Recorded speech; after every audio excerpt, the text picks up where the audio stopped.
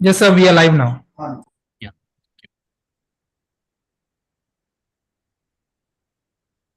Pallavi madam, we can go ahead. Yeah, sure. Good evening, everyone, and good evening to all the faculty members who are present on this call and to the doctors who are listening to this very, very candid conversation, which is powered as the ISAR Catalyst webinar, which is none other than where all the mindful doctors and the experts in the infertility segment come together, discuss the current issues and the challenges that they face alongside the patients who also face this along with them. We try to derive a discussion and form a panel, come to a consensus, learn from each other, experts' advice to help their patients and nurture the future of India. With this is Pallavi More reporting from UNS, who is collaborating and a scientific partner for hosting this ISAR Catalyst webinar.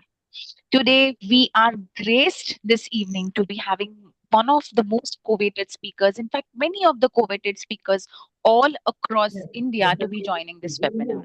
Of course, I cannot start this webinar without thanking enough the president of ISAR, Dr. Amit Patki, the secretary ISAR, Dr. Asha Bakshi, and our chief guest for today's evening, Dr. Duru Shah ma'am, who is also past ISAR president and associate. And of course, the guest of honor tonight and this evening is Dr. Sonia Malik, who is the past Foxy Infertility Committee chairperson. Of course, the national conveners, Dr. Anu ma'am and Dr. Fesi sir, are our partners, and they are the ones who are helping us conduct this webinar almost at a monthly level, at a deeper rooted level. So I want to have a graceful thank you to all of the ISAR faculty as well as the guest of honors and the chief guest and along with the national conveners. To introduce the topics and the speakers tonight, I will now hand over this session to Dr. Manish Garg, who is our medical director. He will introduce our topics and our speakers. And along with this, I also want to thank the ISAR to help UNS partner, one of the organization that makes the coenzyme Q10, the CoQ range of brands, which is available in India only for the experts use, the infertility specialists use. I will now hand over this session to Dr. Manish Garg. Dr. Manish Garg, over to you. Thank you so much. Sure, Pallavi. Thanks a lot, and a sincere thanks to all the esteemed faculty who have present in this meeting.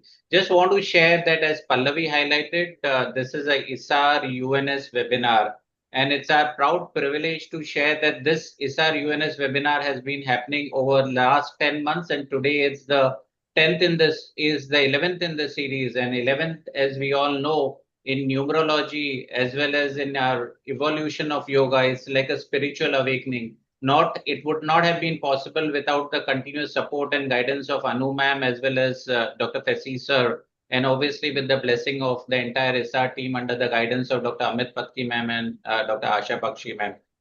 So with this, I'll request Shruti to take over and help us with the next step. Shruti, over to you. Thank you so much, sir. Just 1 minute. So good evening, everyone. My name is Shruti Patwal. I'm from the Medical Affairs Department of Universal Nutrascience, and I would like to welcome all the esteemed faculty members for joining us today.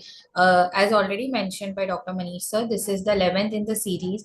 The theme is how to tackle difficult oocyte retrieval and embryo transfers, and all of this has been possible with the continued support and guidance of Dr. Amit Patki sir and Dr. Asha Bakshi ma'am, and obviously wouldn't have been possible without Dr. Anu ma'am's and Dr. Fesi sir's guidance. So Dr. Anu ma'am is the director of Vanch Fertility and Test Tube Baby Center. Just 1 second. Also Ayushman Hospital and Trauma Center, Ayushman Multi-Speciality Hospital as well. She is the executive committee member of ISAR and also has several papers and articles to her name, and has also published several chapters in various books. Dr. Fesi sir, he is the professor and HOD of the Department of Reproductive Medicine at Amrita Ames Institute of Medical Sciences, Cochin, Kerala. He was the Foxy vice president, is also the ISAR national executive member, the ICOG governing council member, secretary of Kerala chapter, both IAGE and ISAR. Also have several accolades to his name, has been associated with various affiliations to different organizations. Thank you so much, sir. For further proceedings, I would like to hand over to Dr. Anu ma'am and Dr. Fesi, sir. So thank you, Shruti. So dear esteemed doctors, it is such a pleasure to welcome you all in this 11th series of ISAR Fertility Catalyst series. First of all, I would like to acknowledge ISAR President Dr. Amit Patki, Secretary Dr. Asha Bakshi Madam, for giving us this wonderful opportunity and this wonderful platform. Till now, we have covered various topics in this webinar, like low-cost IVF, about the endometriosis, various stimulation protocols. And in this series, we will discuss about how to tackle difficult pickups and difficult embryo transfer. So, first of all, I would like to invite our ISAR President Dr. Amit Patki, sir, for his pearls of wisdom. Sir is here. Dr. Fesi? Sir told he will join shortly. So when he join, we will call him. Okay. So we can see, because this is a faculty link, so we can see in the list where if he has joined, and it is live stream. Dr. Asha Bakshi ma'am has joined in. Okay. Yes. Dr. Asha Bakshi madam has joined. Good evening, ma'am. Good evening. Welcome, Asha ma'am. Good evening. And we need your pearls of wisdom. Yeah. Thank you very much, Anna. First of all, I would like to say that under the guidance of and leadership of our President, Dr. Amit Patki, ISAR, the organization of more than 6,400 members, is doing excellent programs, and not only physically, but in the form of webinars also. And all these webinars are really high quality webinars and are very well attended. And this is all possible because of the active ISAR members like Dr. Anu and Dr. Fesi Luis, who are really working hard and trying to bring these webinars on this stage. And today I would like to welcome respected Dr. Durusha and Dr. Sonia Malik also for giving this opportunity and being on this platform. And the topics selected are really good: embryo transfer and oocyte pickup. So these are the things which are required in our day-to-day practice, and small steps can really help. So if can usually routine the pickups and transfers are very easy, but in certain situations we are really stuck. And if someone gives us few tips, and if they can work and help us in a good outcome, it is very, very beneficial. So I think this program is going to be a great success. And I thank you all for inviting me. And please continue with the good work. Thank you so much. Thank you. Thank you, Asha ma'am. I would like to invite my co-convener, Dr. Fesi, to invite our chief guest and guest of honor. Good evening to all of you. First of all, let me thank our President, Dr. Amit Patki, and Secretary, Dr. Asha Bakshi, and the UNS team for this concept. And this concept is about each month we will be having one topic, like as Dr. Anu told, male infertility, fibroid, endometriosis, all concerned with our reproductive medicine practice. And this is the 11th in series.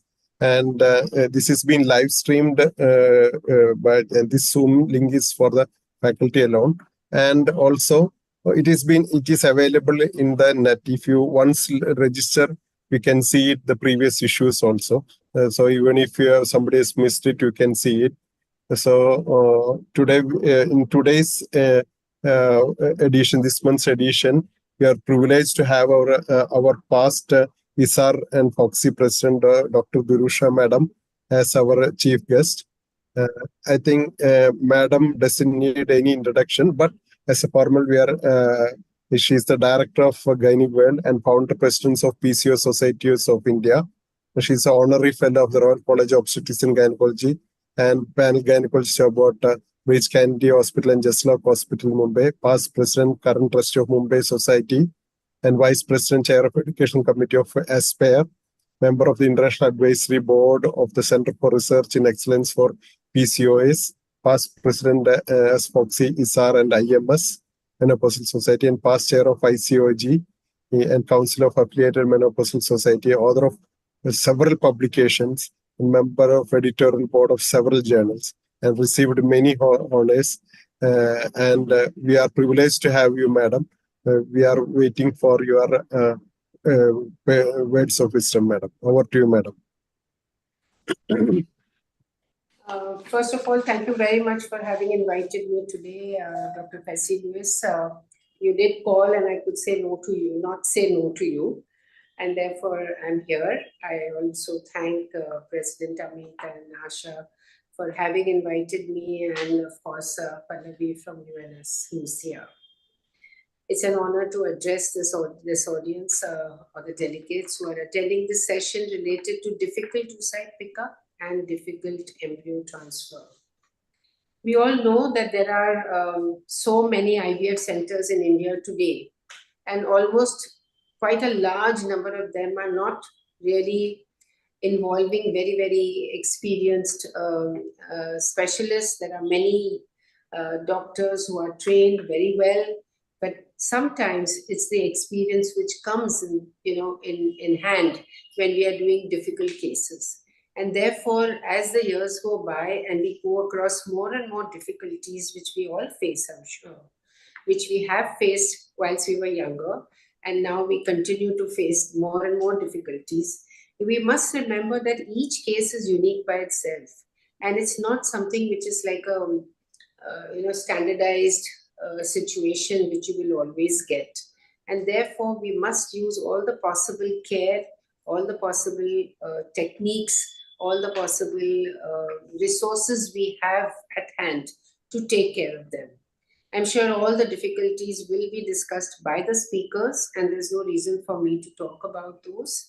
But one word of suggestion I have is that we must remember that there are situations, like say, I have seen a case where there was no way a transvaginal pickup could be done. And finally, the surgeon had to resolve to a laparoscopic pickup. It's something which can happen, and in the past, laparoscopic pickups were the order of the day till transvaginal ultrasound came into the picture. See, we trained with IVF from the days when we were making our own glass pipettes. We were making our own, whatever we use, glass cannulae, etc. Whatever we use during our training, everything was done by us. And we are lucky today that we have, everything with us, which is ready-made and easy to use. We had to make our own media, we had to make our own distilled water, everything was our own. And therefore, results vary. And today, when everything is available to us very, very easily, IVF has become pretty standardized, and therefore, it's more common. But again, we must remember that every patient is unique. We need to customize our protocols. We need to customize everything for each patient, so that we can avoid any complication, make it easy for the lady, make it very simple, and not cause her any harm. And in the end, I would like to say that may today's session inspire each one of us to refine our approach. And it is not for us only to be happy that we have transferred embryo, but we must be happy that we have done it well, and we are hoping that we get a good result. So I think today's discussion will bring up all the minute, details of how best to carry out a transfer and a pickup, which I'm sure everyone knows, the standardized procedure, but how to deal with difficult situations is what the experts will tell you. So thank you very much for having invited me, and it's a pleasure to be with all of you. Thank you, madam. Thank you. I hope you will chip in with your expert comments also, if possibly, if you are there online during the panel also. Until I'm here, and then I'll see how I can be there. I will try. Okay. Dr. Anu, can you introduce our chief guest? Yeah, sure. It's a pleasure to invite Dr. Surya Malik ma'am as our chief guest. Ma'am, we are blessed to have you here. And we all know you, ma'am. Just a formality. Madam is Chair Advocacy Committee IFS 2018 to date, and she's past Chair Infertility Committee FOXY 2014-16, past President IFS 2014-16, past President IMS 2007 to 8.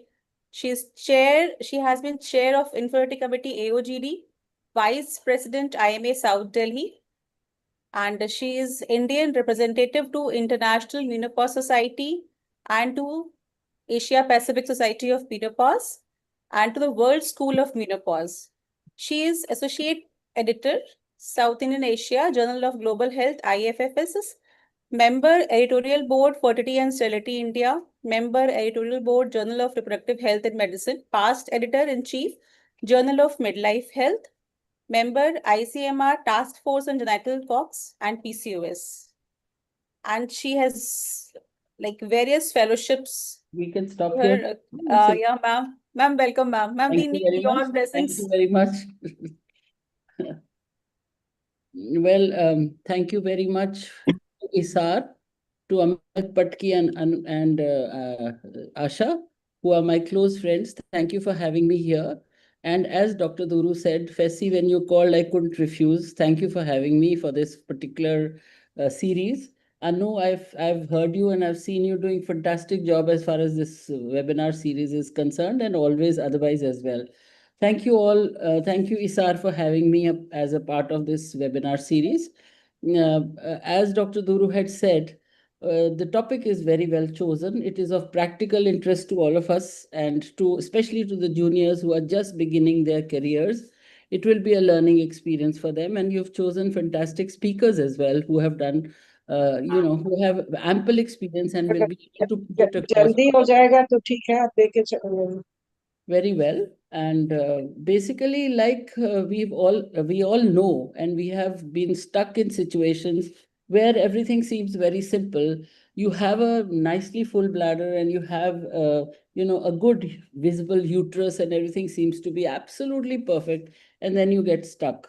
So then you find that there is really no cause for this. But yes, maybe with a little bit of experience, I would say, and manipulation, you'll be able to do it. So those are the tricks and tips which I'm sure they will tell you. The more difficult part is the oocyte retrieval, for which many of us get scared when we are faced with difficult situations. And we have to resort then to other means. For instance, as Dr. Duru said, laparoscopical oocyte retrieval. But nowadays, I think we have all become so good after having so much practice in infertility that there is really, I don't remember doing a laparoscopic retrieval ever in my career. And so also I see my colleagues now not doing it, because we know how to handle it and we know how to manage it. So I'm sure this webinar is going to be a turning point and a learning experience for all those who are new to this. They will really gain a lot by the experience of their seniors. And of course, the question answer that is going to follow after this would be an even better learning experience for us. So thank you once again for having me. I'm going to enjoy this. Thank you so much. Thank you, madam. Thank you, madam. Thank you, ma'am. Thank you. So coming to our first session, I would like to invite the chairpersons for our first session. This topic is difficult oocyte pickup. For this, our chairpersons are Dr. Sudha Singh. Ma'am is Director and Senior Consultant, Shubham Mother and Child Care, Shubham Fertility Center, Varanasi. Ma'am is a very senior and famous practitioner of Varanasi. She's past President Vox and North Zone Coordinator, Endometriosis Society India, 2023 to 25, and President of IMS branch, IMS Varanasi branch. And she's practicing consultant in infertility, ART, endoscopy, high risk in pregnancy. And she is life member of many prestigious organizations. Welcome, Sudha ma'am. Dr. Reena Kaul Muttu. She is Director of Mattu Medicare Private Limited, Mattu IVF Center, Kanpur, and she is Joint Cultural Secretary of COX. She has special interest in gynae endoscopy, reproductive medicine, and she has been trained at Mayflower Hospital and Nagori Hospital in ultrasound.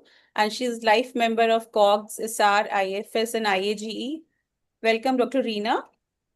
And our next chairperson is Dr. Yatinder Singh Verma. He is director and embryologist, Dr. Verma Hospital and Fertility Center, Gwalior. And he's ex-chapter secretary, IFS MP, and ex-chairperson, MP chapter ISAR 2023-25. And he has won Healthcare Award in October 2019 for excellent work in the medical field, and ISAR Dronacharya Award in 2023 for dedicated service to the field of embryology. I request our chairpersons to introduce our speaker, Dr. Sandeep.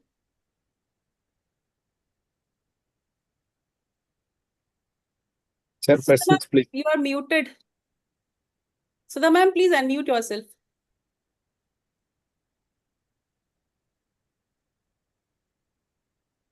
Or Dr. Reena also is there. Sudha madam, please unmute yourself.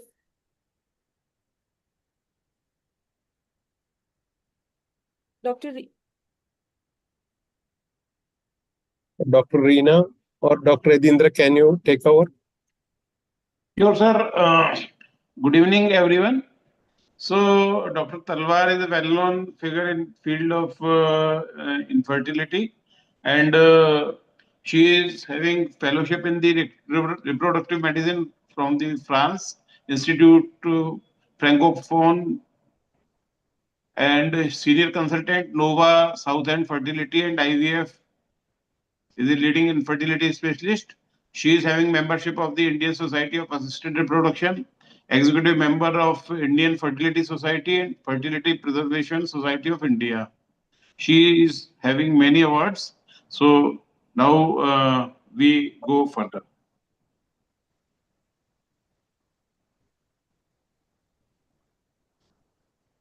Dr. Sandeep, Yeah. okay. Can you see my screen, please? Yes. Yes, ma'am. Make it full so- screen, please. So I'll make it like. Is it coming full screen or no? No? Not yet. Not yet. One sec. Now is it coming full screen? No, sir. Yes. Yes, now it's coming.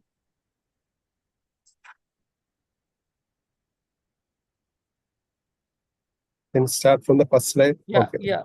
yeah. So I'm just going to talk about these 2-3 things, situations which we regularly face. At the outset, I would like to thank the organizers for giving me this opportunity to come and be on this webinar. So thank you very much, everybody, and regards to the seniors. So I want to just say at the beginning that when we are doing a retrieval, these are situations where you know that it's a difficult retrieval, like an endometrioma, or, when you have a big fibroids or something like that, when we know. But there are conditions where we can be caught unaware also, where we don't anticipate difficulty and you have a difficulty. So it's very important to know your stuff before you start doing your practicing your IVF pickups. So what is oocyte retrieval? Perfecting oocyte retrieval, is it what? Is it a science or it's art or it's both? So it's a combination of both the things. You should know your science, you should know your anatomy, you should know your ultrasound very, very well. You should know what are the difficult case scenarios that you may encounter while doing a retrieval. And before you go and do a retrieval, you should have formulated that this is a difficult pickup. This is the pickup in which we anticipate difficulty. So you should have strategized before you start doing pickup that how will I tackle this patient? And there should be no surprises. You can't have a last minute case. Oh my God, I never anticipated. This is actually not acceptable because we are leading with human lives and not, inanimate things. So let's start with an endometrioma. This is just a picture of an ovary which is showing an endometrioma. So what are the precautions we have to take? I will be showing you videos, but just a little theory to get around with that. So what are the points you are going to consider when you are going to do an oocyte retrieval with endometriosis? So when you are doing, you should have seen that are the follicles being visualized with ease with endometrioma? How accessible are the follicles? What is the anticipated difficulty level you are anticipating in this case? For the endometrioma, the retrieval, oocyte retrieval, and during pickup, please don't try not to puncture the endometrioma. Go in a circular motion first to just take the follicles and not puncture the endometrioma. And in case of an inadvertent puncture of an endometrioma, please give prophylactic IV antibiotics and flush the needle before you proceed. So these are a little small things which we have to take care of. So when we are doing, it may be, present in 20 to 40% of women in which we are doing a pickup, we may see an endometrioma. So it depends on what will be the management depend on the size and location of cyst, accessibility of the follicles, history of previous surgeries, and ovarian response. So I said before also, please try not to puncture an endometrioma when you are doing a retrieval. So this is a video which is showing that this is an endometrioma. And then you will be seeing the follicles also along with the endometrioma. So you can see the follicles and you can see the endometrioma. So now we're just going to enter and we are going to go in a circular motion. So I normally go in an anti-clockwise manner. I will start from one pole and then I go to the other pole. The other trick which I just want to say, and not for my seniors, but for people who are beginners or starting, that the more in and out you do during any oocyte retrieval, the more are the chances of injury. If you are going to enter once and not, go in and out, you will hardly have any chances of injuring structures which are there. See, all the blood vessels, the gut, the bladder, everything is going to be there. And so the more in and out you go, the more are the chances. And in these difficult cases, you have to be 100% more careful than the patients who are a normal case, normal pickup.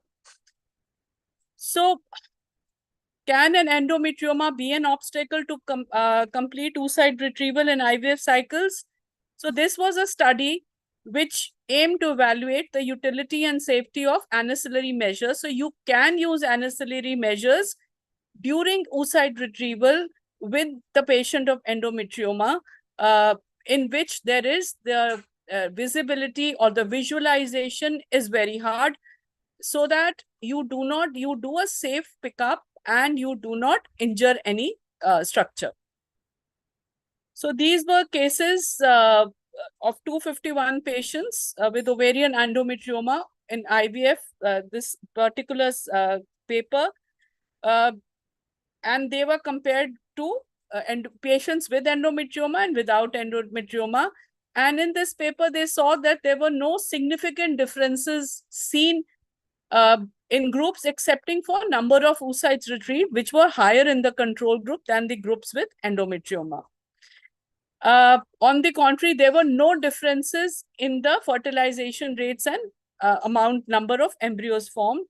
However, some surgical complications were infrequent and far between. So accidental or voluntary endometrioma punctures were not accompanied by increased risk of pelvic infection. So inadvertently, if you have punctured the endometrioma, then you have to give prophylactic antibiotics. This has to be very, very clear, because otherwise you can have an ovarian abscess on your hand, which is not a very nice scenario to encounter. So you could have a bimanual abdominal pressure, or you could have an anti-Trendelenburg position or a trans-abdominal retrieval if you feel that transvaginal retrieval is not possible. Otherwise, in most of the cases, you can do a transvaginal pickup, but only in a few cases will other things be required. So this was the paper from which I had taken. So this was another paper. And in this series, 214 IVF cycles performed in women with endometrioma. And in this case, endometrioma was punctured at time of oocyte retrieval in at least 6 cases out of these 214 cases, but they did not report any infection. So this complication is likely to be uncommon. In low responders to ovarian stimulation, where majority of follicles may lie behind an endometrioma, the alternative is to aspirate all follicles with the risk of puncture. So there are different case scenarios where you can, but mostly you will, if you try and avoid, you can avoid puncturing the endometrioma and give antibiotics. If you do see a chocolate material or you have punctured, please give antibiotics to these patients. So we spoke about endometrioma. What are the cases in which you cannot do a transvaginal oocyte retrieval and you have to resort to an abdominal retrieval? This would be in cases of ovarian transposition, in cases with positive vaginal margins for cervical carcinoma, Mullerian agenesis, and central obesity. So the most common indication for abdominal retrieval is oophorectomy in 66% of patients. So this was a paper from Journal of Assisted Reproduction and Genetics 2023, in which they studied trans-abdominal ultrasound-guided oocyte retrieval for oocyte cryopreservation using vaginal probe. So comparison of applicability, effectiveness, and safety with conventional transvaginal approach. So how safe it is and how easily can you do it? So this is the way we are showing you. This is the transvaginal probe which we have used for doing a transabdominal puncture. So this is the video. This is how you're going to see it. This is how we are going to do. So you're going to put the way you put a guide through a probe in a transvaginal. The only thing is your approach is going to be abdominal and not the vaginal. So you're going to puncture in the similar fashion that you would do in a oocyte retrieval generally. So you have to be. So these are the cases which are difficult cases, and only because the approach is not transvaginal and it is a transabdominal approach. So you can see how we are going through the abdominal route. So we are taking the follicles, we are aspirating the follicles one by one, the way we would do it in a transvaginal oocyte retrieval. Have you given a cut here? No, no, no, there is no cut.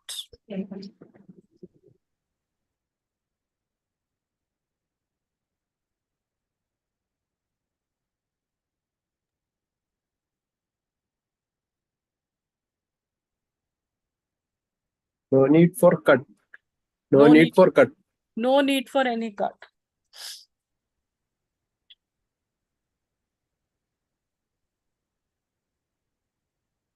So I just thought, rather than just speaking theory, you have to show how you would do, especially for people who are facing difficulties and you who are new to the system. You have to know that this is the way you're going to see the everything is going to be same, excepting that the route is not vaginal and it's the abdominal route. Right.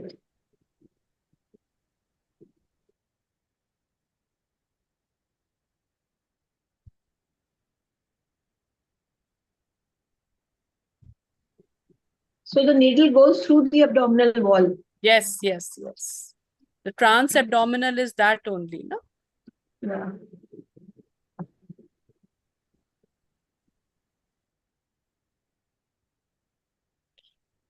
So is it okay? I'll just...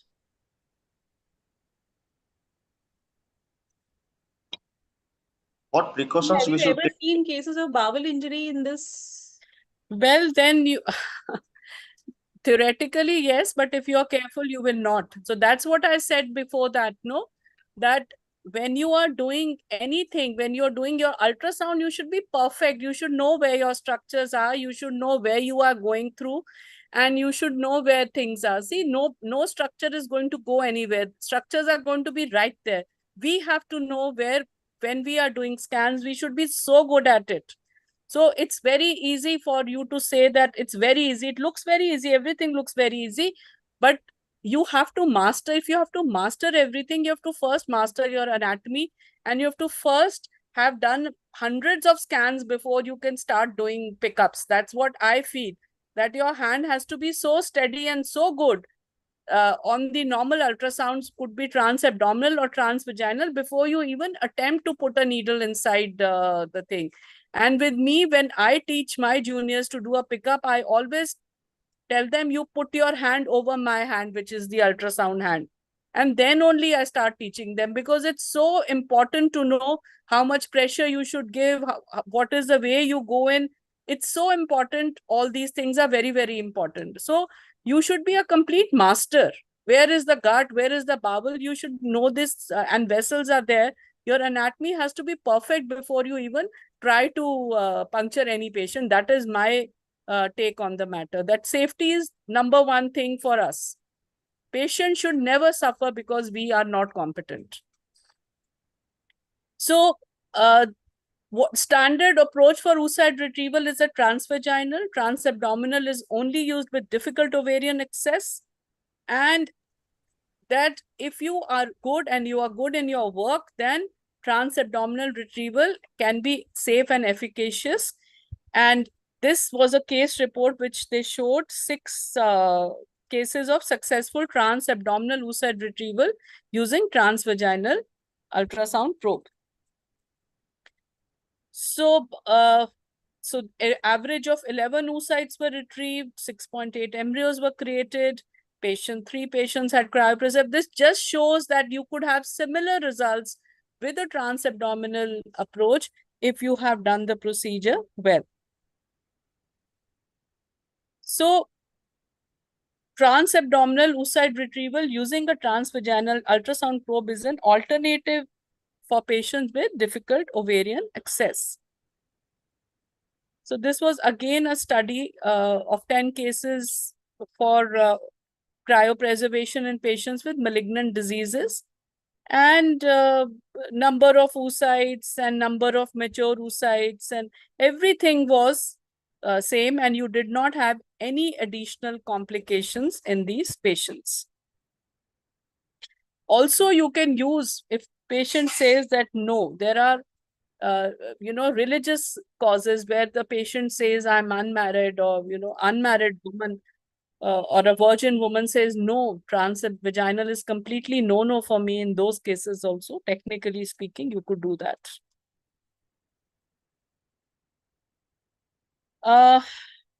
Now we come on to the third case scenario, that you have to pass the needle through myometrium to retrieve oocytes during a transvaginal procedure. It is normally not performed routinely, but would only be performed when other methods are not possible. So, because when the ovaries are abnormally placed. So, again, papers show that there are no statistical differences if you do a transmyometrial pregnancy retrieval versus a normal transvaginal retrieval.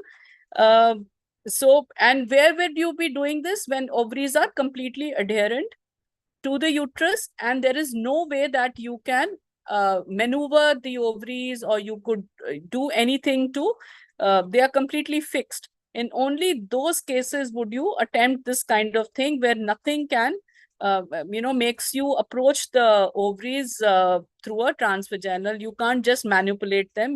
They are completely fixed. So when is it indicated? In less than around 2% of cases with change position of ovaries due to either pelvic adhesions by pelvic inflammation or surgery, as well as fibroids, endometriosis, or congenital vaginal abnormalities. I have normally done them in patients where you have these huge fibroids and ovaries are completely stuck posteriorly or very bad PID. So they could be either you have endometriosis or you have fibroids or you have pelvic inflammation.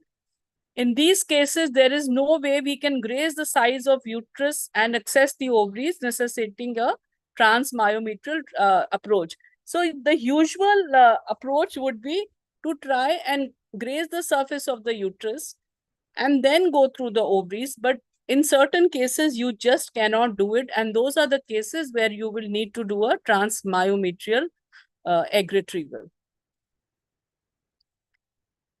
So this is, you've put the color flows to see where your vessels are and what all is happening. So you can see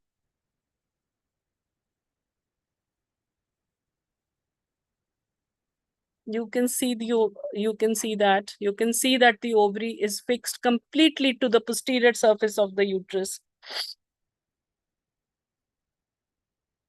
And you have gone through the uterus.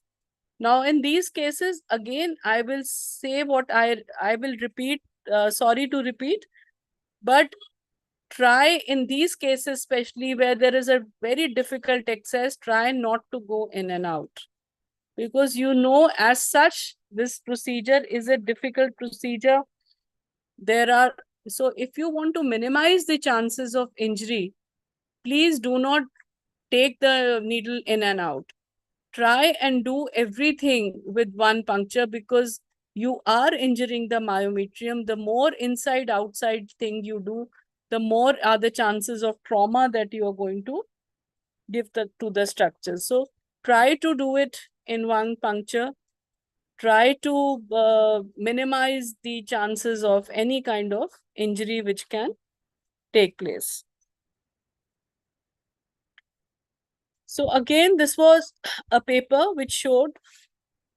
So see, all these difficult cases, all the case scenarios which we have discussed, we knew that these were the difficulties. We knew that these difficulties will be encountered. So we were very well prepared that this is what we are going to do. So you should have done the scan yourself. That is the most important thing. You should have seen that this is the way things are going to be there. In your mental way, you make a mental picture. This is the patient. This is the way follicles are looking. This is where my endometrioma is, or my fibroid is, or everything. And you should have designed in your head that on the day of retrieval, this is how I'm going to do. So if you are well prepared beforehand, if you have nicely worked up the patient, nicely seen it, there won't be any surprises when you're going to do the pickup. And so you're going to be well prepared, and patient will not be harmed in any kind of way. And you will not do any injuries, and the success will be all right. So this was again a paper which showed that it is a safe surgical procedure alternative to transvaginal retrieval when ovaries are inaccessible. This was a 2020 paper. And so 11,000 between January to December 2018, there were 11,273 oocyte retrievals, of which 594 not conventional procedures for inaccessible ovaries through a transvaginal retrieval. And despite alternative approaches tested by clinicians during oocyte retrieval in these 113 patients were indispensable, the needle's passage through myometrium as compared to the control from 481 remaining women without this necessity. The two resulting groups were matched. for their reproductive outcomes, and no statistical differences were found between the two groups in terms of number of eggs, embryos, and ongoing pregnancy rates. So a complete absence of complications as peritoneal and endometrial bleeding after 4 and 24 hours from transmyometrial excess was reported. So the conclusion was that transvaginal myometrial oocyte retrieval does not affect the OPU outcome, even if passage of needle occurs through endometrium, not inducing significant complications. But if you are doing these kind of pickups, they are only very safe in hands of an expert. And you should be very cautious that you don't injure any vessels or you do not cause gut injury. So difficult pickups are the ones which should not be taken by people who are just starting their practice. And they should be only done, you know, who is an expert in doing pickups. Thank you so much for a patient hearing, and thank you so much. Any questions, please? That was a lovely talk and great videos, Dr. Sonu. I was also having an anxiety attack when you're doing them.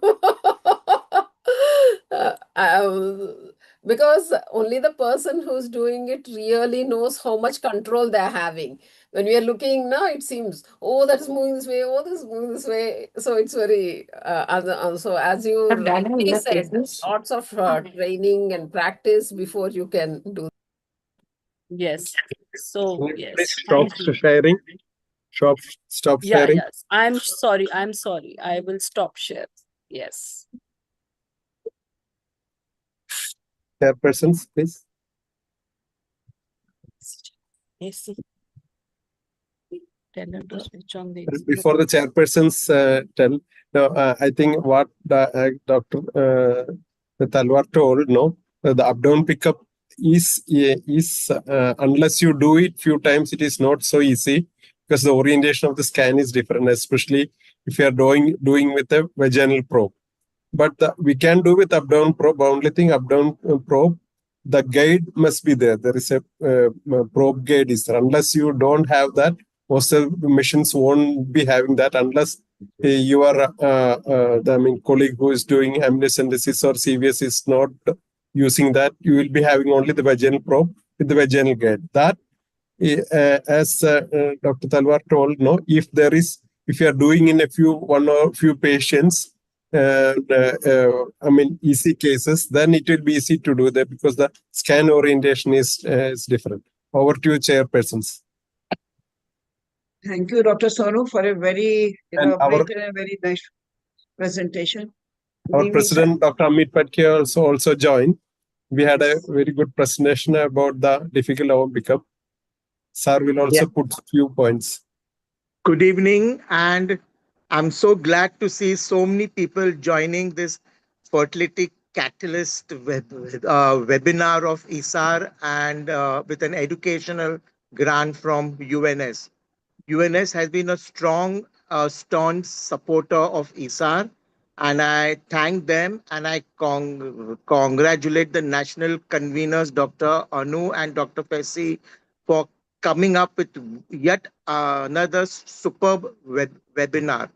I've gone through the topics, and both the topics are very, very interesting, difficult retrievals and difficult transfers. And I look forward to the interesting panel which is going to follow. I thank UNS and Fertility Catalyst for bringing and spreading fertility knowledge across the country. And I once again congratulate Dr. Fesi and Dr. Anu. So happy listening, and I'm sure lots of you will have lots of questions and make it a very good interactive discussion. Thank you. Thank you, sir. This is just a faculty link. Audience is seeing the live stream. Okay. And chairpersons, please carry on. Dr. Sonu, you have had an excellent lecture on the difficult oocyte retrievals. Do you think we should teach the younger persons how to hold the vaginal probe while going in with the needle? And do you think, Ma'am, I always teach most of the people I always teach. I always, because that's the way I was taught by my teacher, who was none other than Dr. Kocher, Dr. Mahinder Kocher. And that is the way I was trained. My hand was held and I was taught. So I feel that's very important, because you are blindly going inside and there are all the structures are there. So unless you are very confident that where you are going is right and the way you are going is right, you can go and injure anything possible. So how to train? And I'm just to say that you've done 50 pickups and you can do you become a IVF specialist. I don't know. I don't agree very much with that. There is no validation. Nobody sees how well you can do a pickup. So according to me, you are all big people here. There should be something to validate people. You should be, and all of us should be validated. We should see what is our expertise level, how good we are at doing our things. Just to say that 50 pickups and we give a chance to people, I don't know. There has to be some system of validation is what I feel. and what is your opinion about flushing the follicles if there are fewer yields of oocytes and there are a lot of AFCs and less of oocytes? Do you think flushing should be done? Ma'am, in those cases where there are very little, very little follicles, those cases I do flush. I use it, but very infrequently, only in cases where I know that say she's 41 years, 42, AFC is very low, then definitely flushing is used, but very few and far between. Yes. Sometimes, like if you have a lot of AFCs, but then the yield is very poor, then what do we suggest to get out the oocytes? Can you just, ma'am, can you please repeat it? Like ultrasound shows a lot of antral follicles, but the oocyte yield is very poor. So we are not able to retrieve the oocytes deep inside. So ma'am, in those cases, the oocyte quality will also be poor, where your number of follicles and your E2 levels is not corresponding with your number of eggs that you are getting. Then that means somewhere down the line, whatever eggs you will get, the quality will also be poor. If they are not coming, then there has to be something more to it than just the number. Thank you so much. You had a very excellent presentation. Thank you. Thank you so much. Thank you, ma'am. Thank you for your kind words. Any questions? We have one question: how to avoid bladder injury in transabdominal pickup? So your bladder should be, it's a very simple thing. Your bladder should be completely empty. One is that. So we forget small things. We forget our basics when we are doing things. So basics of gynae obstetrics, in any gynae procedure, we say, empty the bladder. And we forget the basic things and we start talking of very advanced things. But basics is something which you should never forget. Another question is that whether suction pressure remains the same. It is same only. No, the suction pressure will remain the same. It won't become more. Yes. Any other questions? Dr. Reena is there? Priyadindra? She nicely covered all the aspect and well present.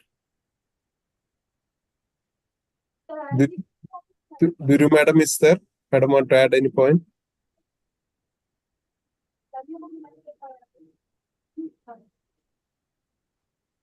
If no, means we will go to any doctor. We will go to the next topic. Yes. One more question has come. Have you ever encountered hemorrhage post-OPU from ovary punctures? What was that? I didn't see that. Well, God has been very kind. I have not seen. Okay. God has been very kind to me. Okay. Okay. Any seniors want to add any point from their experience?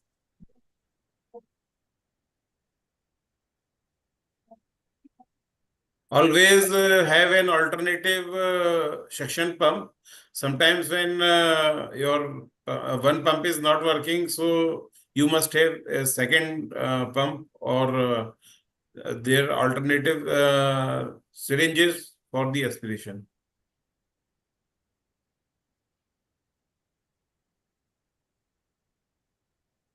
So, Dr. Fessy, Yes. we'll go to our next session. Yes. So please.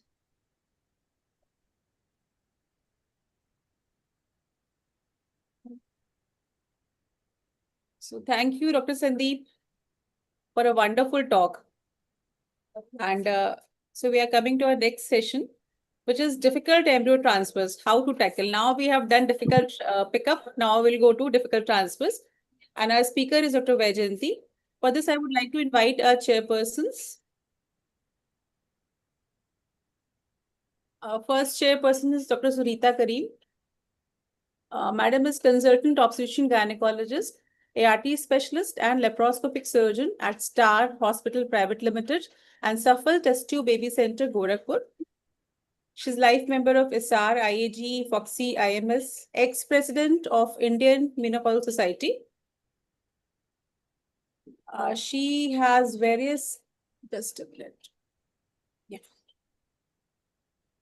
She's trained in ART and laparoscopy and hysteroscopy in 2000 by Professor B.M. Chakravarti, Kolkata, and Professor Dome, Marburg, Germany. And to her academic activity, she has organized first live workshop on NDVH and first live workshop on laparoscopic and hysteroscopy at UPCOG Gorakhpur in 2003.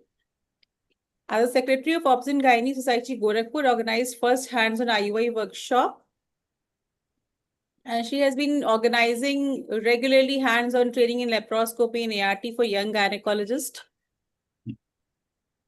And she has won Wonder Foxen Award in 2019, Nari Shakti Samman by UP government in 2020, and certification of appreciation by IMA for outstanding work in COVID times 2021, award by Indian Economic Council in 1998 by Shri Suresh Prabhu.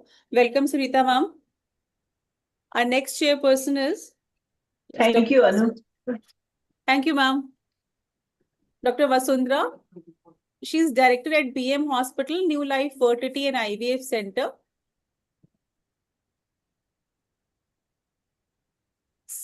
I think she is the speaker. No, madam is next chairperson. Yes. She's a life member of IMA and International Academy of Human Reproduction, ISRE, ISAR, TAPISAR, OGSSI, Foxy, ICOG. She has won Dronacharya Award 2023 from ISAR. And as a director of BM Hospital, she received one among the top 25 hospitals in Greater Chennai Corporation from Honorable Health Minister of Tamil Nadu. Welcome, Dr. Vasundhara. Thank you for the kind words, ma'am. Thank you, ma'am. And our next chairperson is Dr. Archana Srivastav.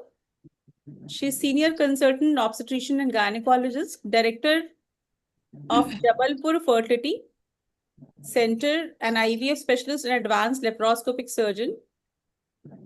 She is past secretary IMA, past vice president Jabalpur Obstetrics and Gynecology Society, past secretary Jabalpur Menopause Society, and past secretary Jabalpur OBGYN Society. Welcome, Dr. Archana. Thank you, Dr. Anu. Thank you for having me. Yeah, thank you, Dr. Archana. So I request chairperson to invite our speaker, Dr. Vaijayanti, and introduce her. Hello, Dr. Vaijayanti. It's nice to see your such a wonderful CV. Dr. Vaijayanti is a super specialist in reproductive medicine and surgery. She is the head of department and consultant fertility specialist, KIMS Fertility Center, Hyderabad, and she is director and consultant fertility specialist in the Mother-to-Be, Madhopur, Hyderabad. Her credentials are excellent. She has clinical fellowship in reproductive medicine from Leeds Reproductive Medicine Unit, UK, and she's an MSc Embryology from Leeds University, UK. Her subspecialty fellowship is reproductive medicine and surgery from St. Bartholomew Hospital in London, UK, and she has subspecialty accreditation in reproductive medicine and surgery from RCOG UK, and she is obstetric and gynecology from RCOG UK, and she is a managing committee member of the PCOS Society of India and managing committee member from the Fertility Preservation Society of India. And her special interests are PCOS and fertility preservation and embryology.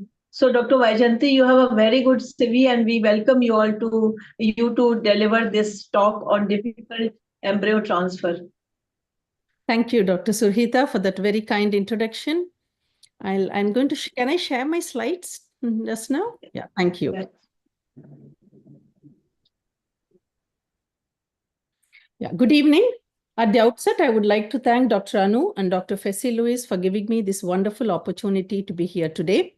And I was absolutely delighted to see Duru ma'am here this evening as chief guest, and Dr. Sonia Malik ma'am too. So if at all they are there, they will also would want to have their feedbacks. So thank you. So start off with, I'm going to talk about difficult embryo transfers, how to tackle. So in my talk today, I'll be focusing on how do we define difficult ET, and what are the common reasons we see as which can contribute to the difficult ET. Then I'll go on to discuss what are the measures available to make the ET process easier, either prior to the embryo replacement cycle, in a previous month, or during the ET process itself.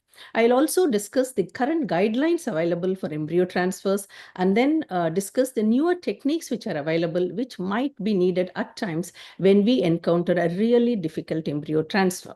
So I'll be covering one after the another. As we all know, embryo transfer is one of the most critical steps in the process of IVF, and a difficult and traumatic ET can negatively impact implantation rates. So now when we come to the definition. We can't see your slides, doctor. We can't see your slides.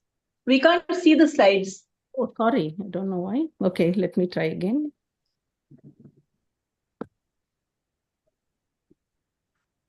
So I didn't say share.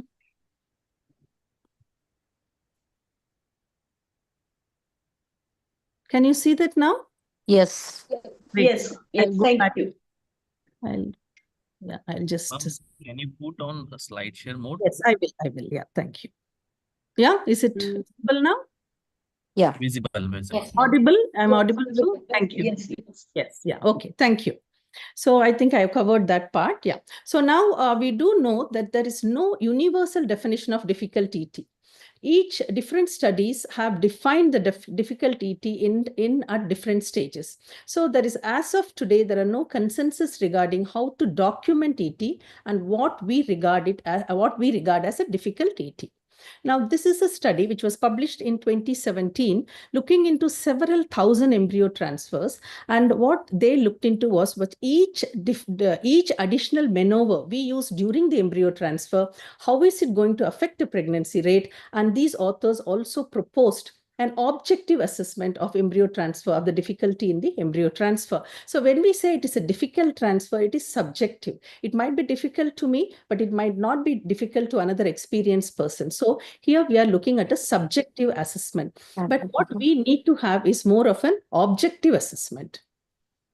So if you see this bar chart here, where this is the pregnancy rate in the y-axis. So if you see here, when there are no additional maneuvers, which means, say, instance, this is talking about Wallace catheter. Wallace and the Cook catheters are the most commonly used catheters all over the world. So if you see here, when there are no additional maneuvers used, which means it is the inner catheter which very easily slides into the uterine cavity, then the pregnancy rates are pretty good. But even when one uses outer catheter, and if even one uses the outer catheter sheath in a Wallace catheter, we can see that the pregnancy rates drops down marginally. And when we move on to the next, which is the stylet, a Wallace stylet, when we use, it declines further. And when we use a tenaculum, as you can see, there's a steady decline in the pregnancy rates as we increase, as we add the maneuvers, as we add on extra aspects to the embryo transfer as compared to the soft catheter. So soft catheter is what we all want to use, but of course, based on the cervical cervical tortuosity and how the uterine position is, at times we have to use increasing gradation, which means outer sheath, stylet vallis, and also tenaculum at times. Now, if you see here, this is a model for objective classification of ET difficulty. Type 1 is when the inner catheter slides in smoothly. Type 2 is after loading with an outer sheath. Type 3 is after loading with a vallus stylet, which is quite firm. And though the inner catheter is still soft, but the stylet is quite firm to negotiate a tortuous cervical canal or any other difficulty we encounter in the endocervical canal. And type 4 is using a tenaculum or a poor ultrasound visualization. So this is a objective classification which has been proposed. So if you see here, these pictures are documenting a very, very easy embryo transfer. The bladder is appropriately filled as evidenced here, and the soft catheter of the ET catheter slides in, and it is positioned rightly just beneath the fundus 1.5 centimeter, and then the embryos are released. Though this is what we want to have for all our transfers, at times we do see difficult transfers. So what is the percentage of difficult transfers we encounter in our practice? When we see the percentage, it differs according to the different studies. So when we look at really difficult transfers, as when we classify them as using a tenaculum or involving a cervical dilatation or a transmyometrial transfer, it ranges from about 2 to 5% in different studies. But when we include even using a stylet, the percentage of the difficult transfers can go even can vary from 7 to 10% based on the studies you are looking at. So it can be when we use the stylets, using the vallus stylets can be quite a common thing to do. So now this is one of the very recently published in 2023, a systematic review and meta-analysis looking into the impact of difficult embryo transfer on the success rate of IVF. So if you see this chart here, it does say this is the pregnancy rate, effect of difficult embryo transfer on the clinical pregnancy rate. So whenever it is easy, we get good pregnancy rates, and whenever it is difficult, the pregnancy rates are going to decline. And this is also reflected in the live birth rate. So this is a study which was published in 21, looking into the different reasons as to why the transfers are difficult, and they have used the transvaginal ultrasound whenever they have experienced a difficult transfer to look into the reasons. So the commonest reason they have found is endocervical crypts and a tortuous endocervical canal. These are the most commonest reasons, and the position of the uterus, either acute anteversion or acute retroversion, can also cause difficulties. And these days, with the increased incidence of cesarean sections, we see more isthmoseals, and this also can be challenging, particularly when we are using a soft catheter, because the soft catheter follows the least path of least resistance, and you can always see it's wanting to go into the isthmosele when you are doing the transabdominal scan or a scan while we are doing the scan during the transfer. So the other reasons what we can see is stenosis of either the internal or the external os, false pathways in the cervical canal, malformation, and particularly if someone has had a LETS treatment on the cervix or conization, all these can affect the how easy it is the embryo transfer. At times we can see more than one causes contributing to the difficult transfer.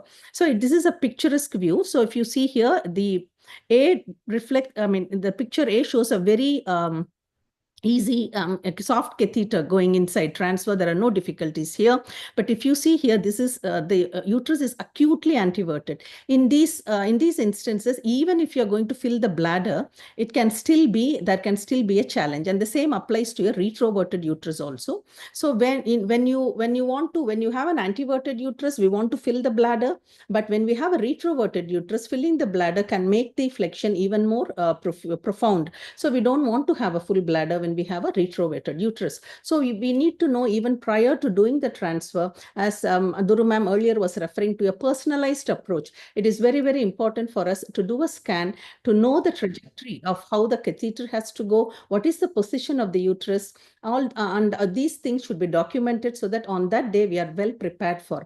And even when we have any, if we do a mock transfer, which again many clinicians do, and some of them don't agree with that, when we do a mock transfer, we do know where we stand when we go for the actual transfer. And if you see the picture C here, it indicates a very tortuous cervical canal, and D shows the crypts, the endocervical crypts here, which again can cause difficulties while we are trying to go in with a soft catheter. So this picture E shows an isthmocele, as you can see here. And again, when we use a soft catheter, it wants to go into this, the path of least resistance. At times, it can be quite difficult to get beyond this. But if you have a firmer catheter, it will take you beyond this point of difficulty, and then you can feed in the soft or inner catheter to reach to the upper endometrial cavity. And here, if you see, this is a false passage. And here, at times, we can have a combination of defects, which means we are going to take measures to address more than what abnormalities we are facing. So when you have difficulties like acute antiflexion, acute retroversion, what we can do, apart from, say, for instance, antiversion, filling the bladder, you can also bend the catheter at the tip and then try to use it. So based on what difficulties you see with the ultrasound, they have tried to adapt the catheter, how we put it in. So this is how it works. But now in my own clinical practice, what I do is, obviously we try with the inner catheter first, and the soft inner catheter. If it slides in easily, well and good. If it doesn't, I always use the Wallace catheter. I've always used it. And again, when we choose the soft catheter, there is no difference between Wallace catheter or the Cook catheter. It's just a personal choice. So I have always used Wallace. So what I do is, the outer sheath of the Wallace, of course, we bend and we try to get in. Again, a significant proportion of the cases, with the outer sheath, we are able to get in. And once we are just inside the internal os, we are going to feed the afterloading technique. We are going to feed the inner catheter. So that would cover most of the cases. So if it doesn't work, then we are going to go with the firm, difficult Wallace stylet. Again, once this goes in, just beyond the internal os, we are going to do the afterloading technique of feeding the soft inner catheter. So if all these three don't work, then we move to the Gynetics metal catheter, which I will show later. So this slide shows that as the difficulty in the process of embryo transfer increases, the pregnancy chances are going to come down. So when we come to the guideline with regards to performing the embryo transfer, this is the ASRM guideline, which states that there is good evidence based on 10 RCTs to recommend trans-abdominal ultrasound guidance during embryo transfer to improve the clinical pregnancy and the live birth rate. There is also Cochrane review looking into the subject, and now these days we do know that ultrasound guidance is going to improve the embryo transfer rates. So during my training back in UK in the early 2000s, sometimes we were also using blind techniques, but these days no one uses blind technique. It's always ultrasound guided. We can either use transabdominal ultrasound or we can also use transvaginal ultrasound, but this is just a matter of practice for us to get used to the transvaginal ultrasound, because most of us still do embryo transfers under transabdominal guidance, and I do my ETs under transabdominal guidance. And there is also good evidence to recommend the use of soft catheter. As I said, among the two soft catheters which are commonly used, there is no difference between the live birth rates. So whichever you are comfortable, one is comfortable with, they can choose that option. So now moving on to the processes or procedures one would do prior to the IVF cycle to make the process easier. One would consider the mock ET or the trial ET. And if we find any difficulty with the mock ET, one can consider hysteroscopy with or without cervical dilatation. The type of catheter choice we have covered, and I'll also again go through that. So now when we look at the role of mock transfer, when are we going to do the mock transfer? Some of them do it prior to the IVF cycle in the previous month, so that, if at all we find any difficulties, for instance, cervical stenosis, a tortuous cervical canal, then we are in a position to do a hysteroscopy, then move on to do the IVF process. But at times, some of them do it at the time of egg retrieval and also just prior to the ET. The mock ET can be done at different timings. But the thing is, what studies have shown is, if we do the mock ET prior to the IVF cycle, at times when we do the actual ET, there is a difference in the length of the cavity, and this could be because of the hormonal status differences when someone is non-stimulated as opposed to one is stimulated. And again, even if we get the mock ET right, sometimes because of the position, because the enlarged ovaries sometimes, and with the amount of the bladder filling we have, it can still be sometimes slightly different as what we have seen with the mock ET. But always it would be a good practice to do a mock ET prior to moving on. So it's always better to know the trajectory, the catheter which we should use, and what are the difficulties encountered with mock transfer. So this is an RCT which was recently published, 21, coming from one of the groups in London, looking into the outcome of mock embryo transfer in an RCT setting. And they showed that there was not much benefit in using a mock embryo transfer prior to the first IVF cycle. But they did say that if you have encountered a difficult ET before, then you can always consider using a trial mock ET prior to the real ET. So now coming to the hysteroscopy, if at all there is any difficulty, then it would be prudent to do a hysteroscopy prior to proceeding with the IVF process. We do know that that the evidence is not strong to state that every case of IVF doesn't need a hysteroscopy in the prior month. Only when we pick up pathology in a baseline scan, or if there are any difficulties, then we have to offer hysteroscopy. There is no strong evidence-based to state that every patient needs a hysteroscopy prior to IVF. But when you encounter difficulties with the mock ET, it is important to do the hysteroscopy. So what are the pathologies which has been noticed when we have done hysteroscopy following a difficult ET? So the majority of the patients had either cervical stenosis or a tortuous cervical canal. So if you see here, both when there was a difficult ET or a severely difficult ET, majority of the cases had either tortuous cervical canal. This was the most common pathology encountered compared to the cervical stenosis. So moving on to the type of the ET catheter, again, this study shows that the soft catheters are always better than the stiff catheters. And comparison between the soft catheters, there is absolutely no difference. It's personal choice. So this is a Wallace catheter, as I said, which we usually use, sure view catheter. So the tip can easily be seen, and the inner catheter slides in significant proportion of patients. And when it doesn't do, we are going to use this outer sheath to get in just inside the internal os and then feed the inner catheter. So when that doesn't enter, then we are going to go with this Wallace stylet, where it has got a really stiff proximal part where it goes in. And once this is positioned just beyond the internal os, we are going to feed this soft catheter, and then we are going to do the ET. So with this, vast majority of the ETs will be covered by using this in a graded way. So we are going to use the soft catheter first, the inner soft aspect first. If it doesn't work, particularly if you have the crypts, if you have the false passages, as the different reasons we saw, this will take care of all that, the outer sheath of the Wallace. But if you still find difficulty with particularly a tortuous canal, then this stylet would be the next step. We can also use tenaculum if we need, but once you get into the cavity, the tenaculum has to be removed, because with the tenaculum, it can induce uterine contractions. So once you are in, you remove the tenaculum, give it some time to settle, and then feed your inner tube. So that by doing that, we are able to avoid the uterine contractions when we are going to replace those embryos. Now moving on to the second catheter, which is the Cook catheter. The difference between the Cook and the Wallace is that this has got a bulbous tip. So this bulbous tip sometimes again helps you negotiate the endocervical canal quite easily. So apart from this, both catheters are equally good based on what you are convenient with when you want to use it. So this is the metal. So when we have used it in a graded way, the soft inner catheter goes in. If that doesn't work, we are going to go with the outer sheath. If that doesn't work, we are going to go with the stylet, the Wallace stylet, which I showed. And if that doesn't work, then we are going to use the metal malleable stylet. So here, if you see, this is the malleable stylet. This, of course, will negotiate even the most tortuous cervical canals we have seen. So this is quite good in doing that. This is it has got like a spring-like structure here. It's quite easy. It goes in. Once it is again positioned just beyond the internal os, you're going to feed this inner catheter with the embryos loaded into the upper part of the cavity. So we are going to use it in a graded way, the catheters, with the increasing difficulties as we go along.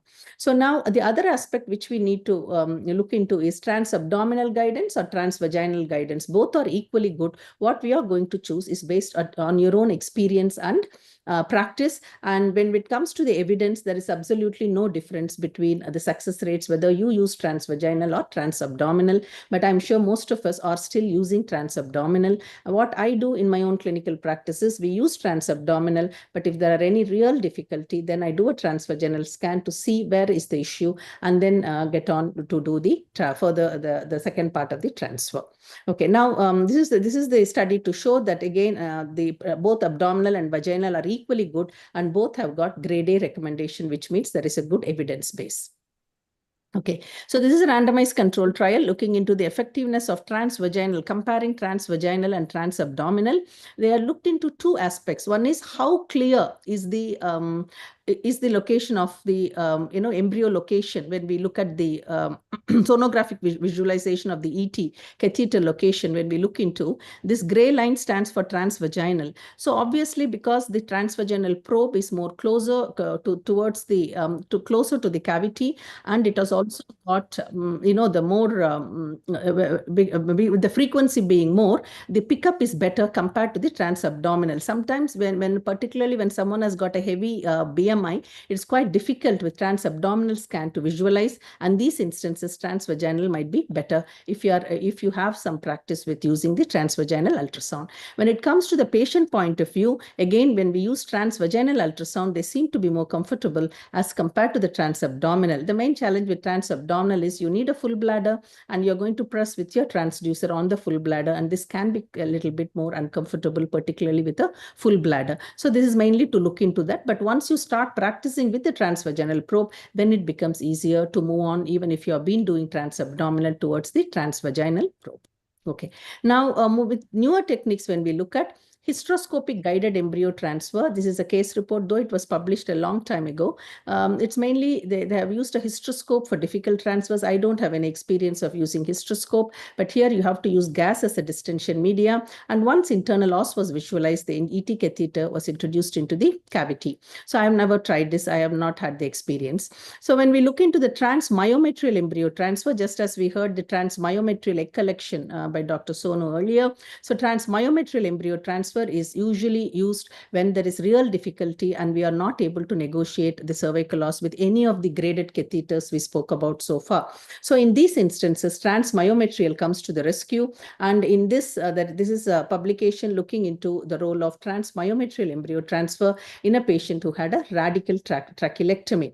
So in early cervical cancers, we do radical trachelectomy these days. And so we have patients who do need IVF, but it is very difficult to do a cervical embryo transfer, mainly because the cervix, because of the difficulty in guiding it from the transcervical route. And in these instances, we might have to consider using a transmyometrial ET. So in transmyometrial, it is a tobacco catheter which is used, similar to how we do the egg collection. Through the needle guide, we are going to pass the stylet, and once it is in, then we are going to pass the inner catheter with the embryos and then replace them at the upper part of the endometrial cavity.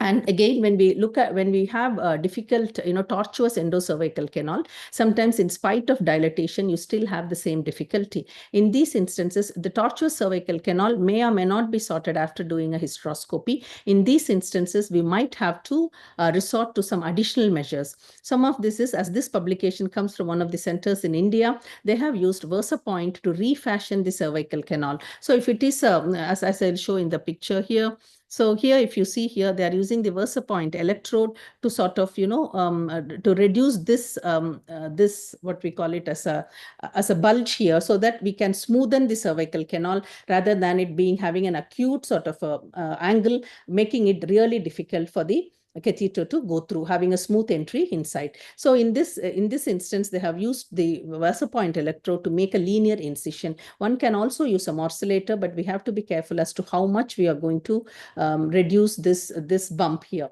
So the main thing is, if you overdo, then you can also have the risk of cervical incompetence. So we have to be careful here. But doing a little bit to straighten the canal at times for really difficult cases, this is something again which one could consider. So if you see here, this is the sort of acute angle they have had prior to the procedure, and this is post the procedure, where there is more uniform, smooth aspect can be seen in the cervical canal. So when we when we talk about difficult embryo transfers, yes, majority of the transfers are either we can use the inner catheter, the soft inner catheter, to go in with excellent pregnancy results, or in slight difficulty, we can manage it with using the outer sheath of a vallus or the outer sheath of the Cook. But when these two doesn't work, that is when we are going to go with the difficult vallus, which has got that firm stylet, or at times we have to use the metal catheter too. But even when we use the metal metal stylet, if you give enough time for the contractions, if it's going to rise, to settle down, and then feed the inner catheter with the loaded embryos, it still can give good results. So this is how we are going to grade it. And doing a mock transfer prior to the actual transfer process really helps in assessing the cervical canal, in assessing the uterine position, so that we are more confident when we do the real transfer with the where the unexpected sort of surprises doesn't come in. So at times also, when it's going to be a difficult transfer, if we are in a clinic where there are several doctors performing the embryo transfers, it can be the senior person can do it with better results. So these are some of the advantages by doing a mock transfer, so that we are more prepared. And it is better to draw a diagram. Once we do a trial transfer, it's important to put that in the patient sheet, so that we exactly know what is the position of the uterus, what is the how the endocervical canal is. If there is particularly difficulties, you have to put the trajectory as how it is, so that you definitely know exactly how you're going to deal with on the day of the ET. So doing it in a graded way really helps, and doing a mock transfer helps us with trying to deal with some of these problems prior to us getting on with the real transfer. So in conclusion, the clinical pregnancy rate decreases progressively with the use of additional maneuvers during ET, and considering the importance of a good ET technique as a final step in ART, every effort should be made to optimize it. Thank you.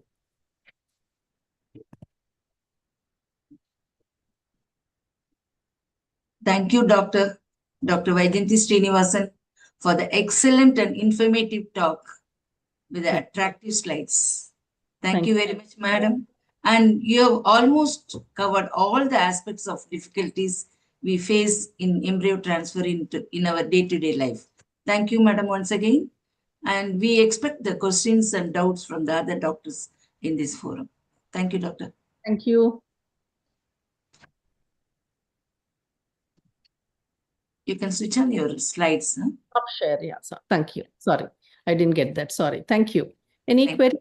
I'm happy to answer in the chat box. One thing I would also like to say that you have covered everything very nicely. One thing I can just add from my own experience, that about the extremely retroverted uterus, we have had a few patients where we have done adenomyomectomies and then gone for IVF. So these patients have a very bulky uterus.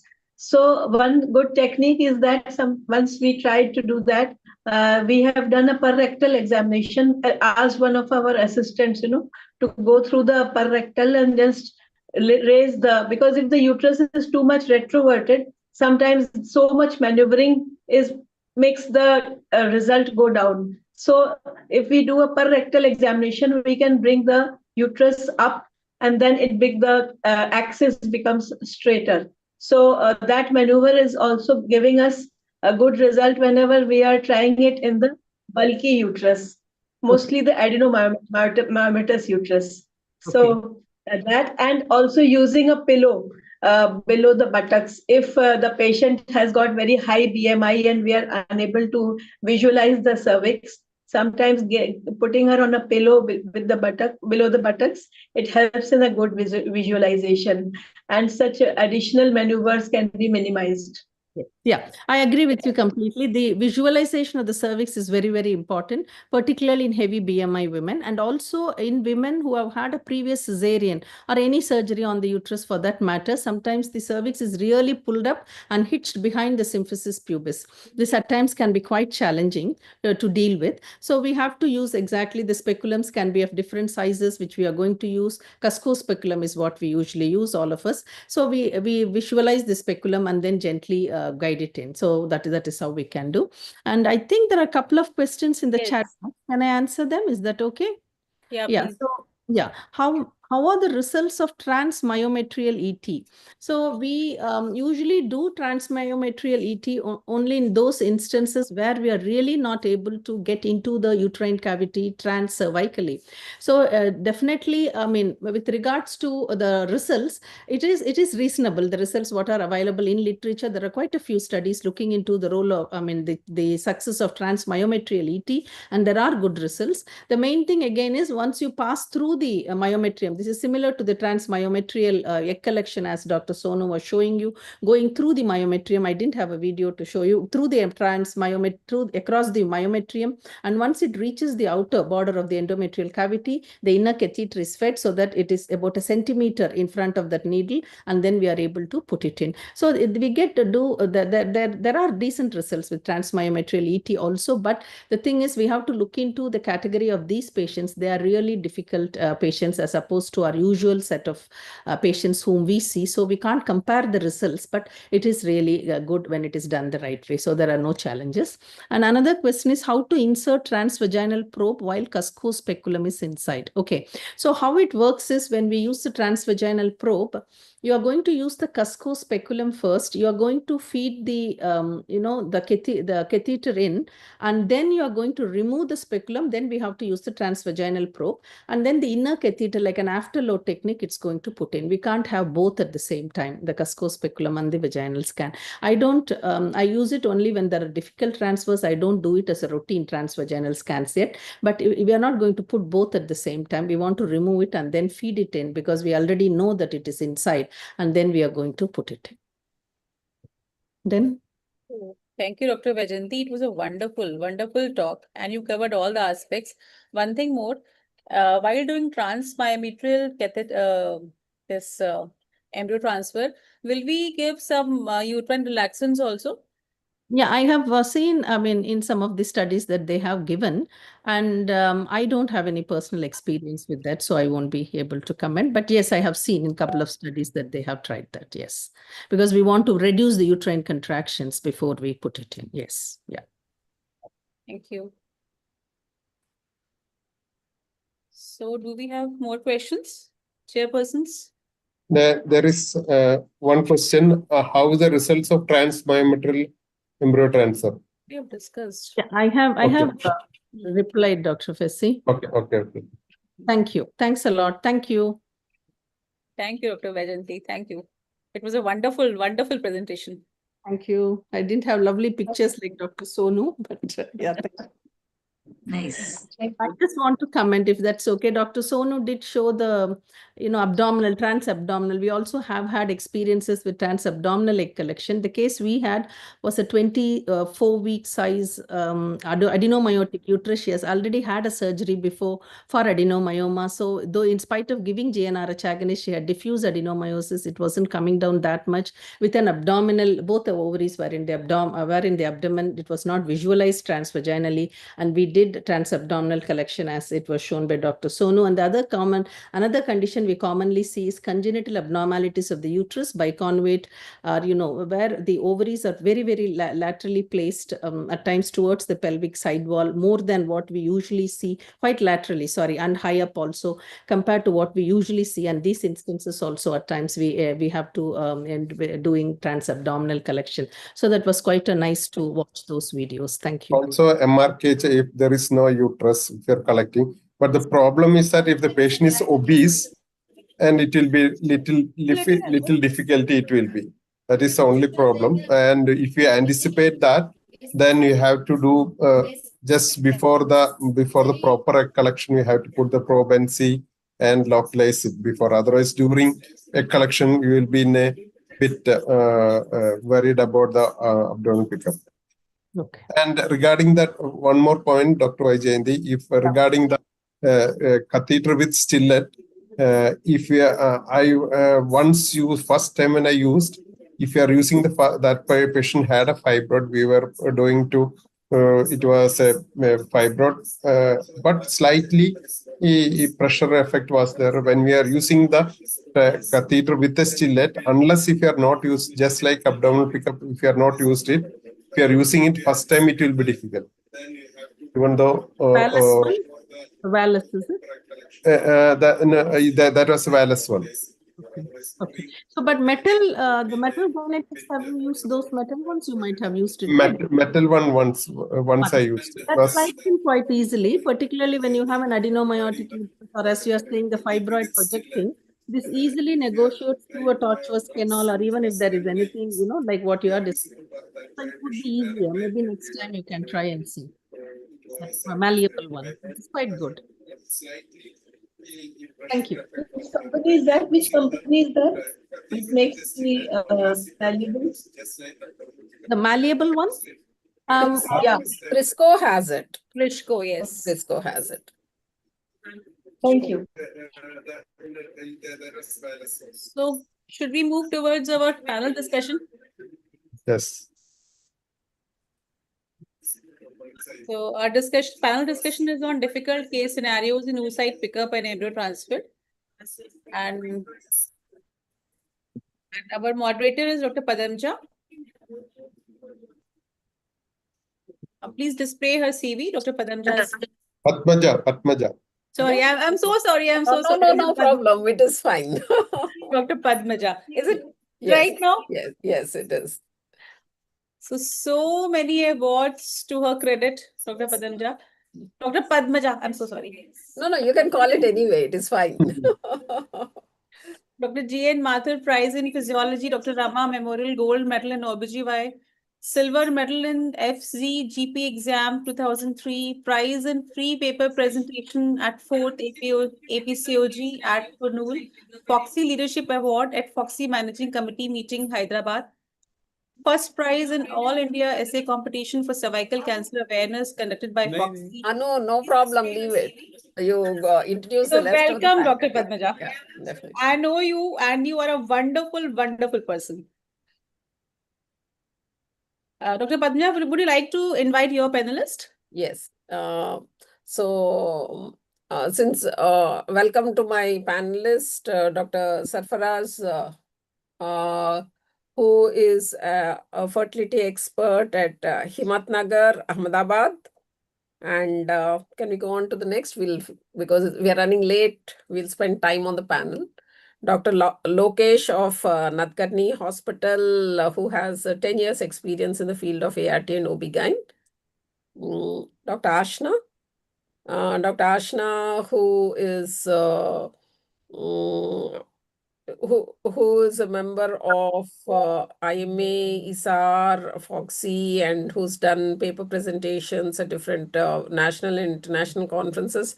And she also worked on LIF. And Dr. Fazalunisa, who has had her training in London, Germany, and who's working at Hira Fertility Center, Hyderabad. And Dr. Meera from Jhansi, who is a life member of ISAR IFS, and she's also done embryology certification and works in Bareilly. And Dr. Neelima, who is in Lucknow, and she has the first Manyata certified center and IVF center, so an all-rounder with numerous awards, Foxy CS Dawn Prize for Best Paper in Infertility, and she's worked in numerous organizations and a life member of almost all the bodies that we have. Welcome to my panel. Thank you, ma'am. Yeah.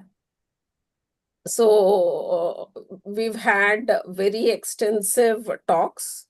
So essentially, there's not much new to say. It is just that I wanted you all to add what you have, if you have encountered and how you dealt with it. Okay. So IVF protocols nowadays, because most of us are doing it's like a going through a horse race where you start and you end in the finish. So we are not many of us are doing long protocols. The clients also don't have the patience to keep coming. And so we are expected, once they decide to go in for an IVF program, we are expected to finish it and deliver the results very fast. So talking about difficult pickups, Dr. Sarfaz, why do you think difficult pickups occur? When do you think they occur? Is around? I can Yes, ma'am. Yes, please. So, in any pathological condition of ovary, particularly, or in a pelvis, like endometrioma or dermoid cyst or deep-seated fibroid, which is obscuring the passage for the catheter to reach to the PID or in cases of past severe tubal infection. In that type of cases, we can encounter the difficulty in oocyte pickup. So at any time when we are doing a routine infertility ultrasound, if we are having difficulty visualizing the organs at our ultrasound in the clinical examination, all those conditions we will be having, we have to anticipate difficult pickup. So as Dr. Sarfaraz said, it will be difficult in case of endometriosis. Why particularly endometriosis, Dr. Neelima? Actually, what happens in endometriosis cases, there is different depots within the pelvis which lead to adhesions of uterus with POD with the surrounding tubes and ovaries. So the fixity of ovaries is there, which makes it difficult to assess. And in cases of endometriomas or pelvic masses, it becomes like difficult to assess the follicles while we are doing the pickups. And when we have the normal pelvis, then whenever we find little difficulty, we do some maneuvers, and the ovaries are just favoring those maneuvers and giving way. But in cases of endometriosis, despite doing your routine maneuvers or manipulating the cervix or holding it, drawing it down, or making the access little more favorable, as by keeping the some pillow underneath or something. These things are not going to help that much. Moreover, in other cases, if we find myomas or adenomyomas, in such cases, what happens whenever we are doing OPUs, um, the pickup may be difficult, but uh, though you are passing through those myomas or through those adenomyomas, or you are passing through the myometrium, they are not making the oocytes quality to be affected. But in cases of endometriosis, because if we touch those endometriomas, and the slightest of mixing of the fluid with the follicular fluid may deteriorate the oocyte quality to much extent. Yeah. So these are two. Yeah. So basically, we'll come back to endometrioma. Dr. Faisal Nisa, Yes, ma'am. does uterus like this, which is, some of them have these abnormal shapes and they are stuck like that. So in this, do you find anytime a difficulty? Yeah, ma'am. Sometimes we have to go through that cervical canal through the cervix, basically.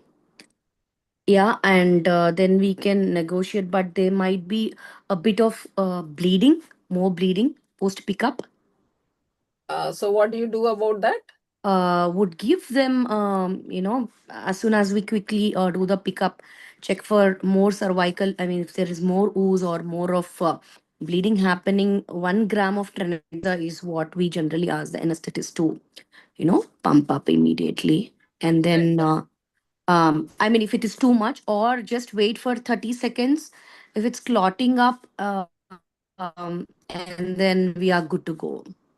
And what are the Basically, wait for the precautions you clotting time. take when you're going through this cervix? Yeah, so cervix, we have to make sure definitely that there is no bladder at all, complete uh, bladder emptying should be done. Make sure that the vessels are, we're not going through the vessels, because most of the time the vessel comes up and then the ovary comes. So make sure we are not going through the vessel with the Doppler.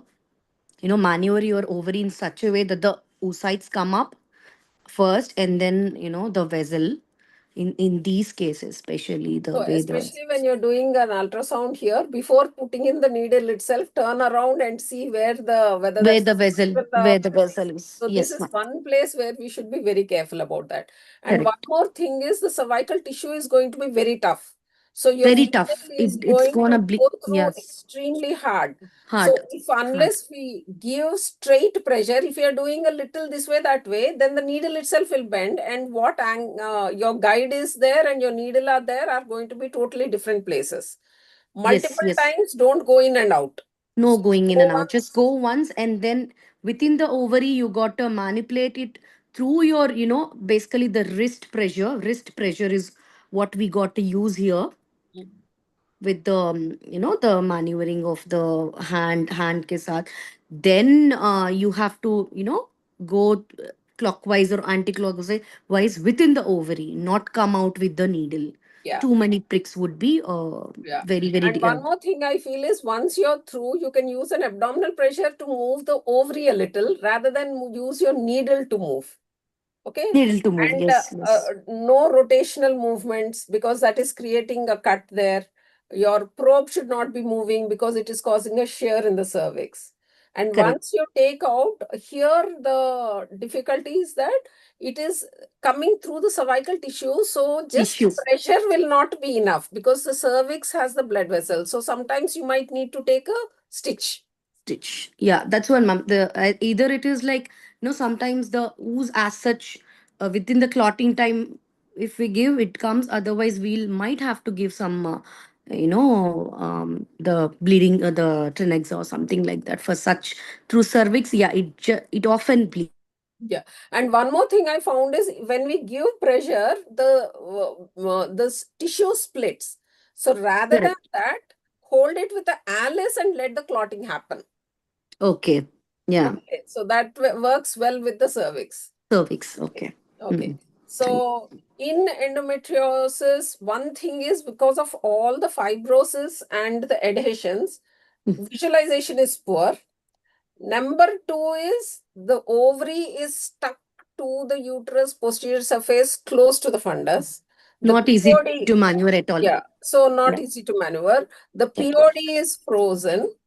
There will be bowel adhesions, and sometimes there can be kissing ovary. So you go through one ovary, and then you realize when you're trying to shift, you've already punctured most of the accessible Other follicles in ovary. the other ovary also.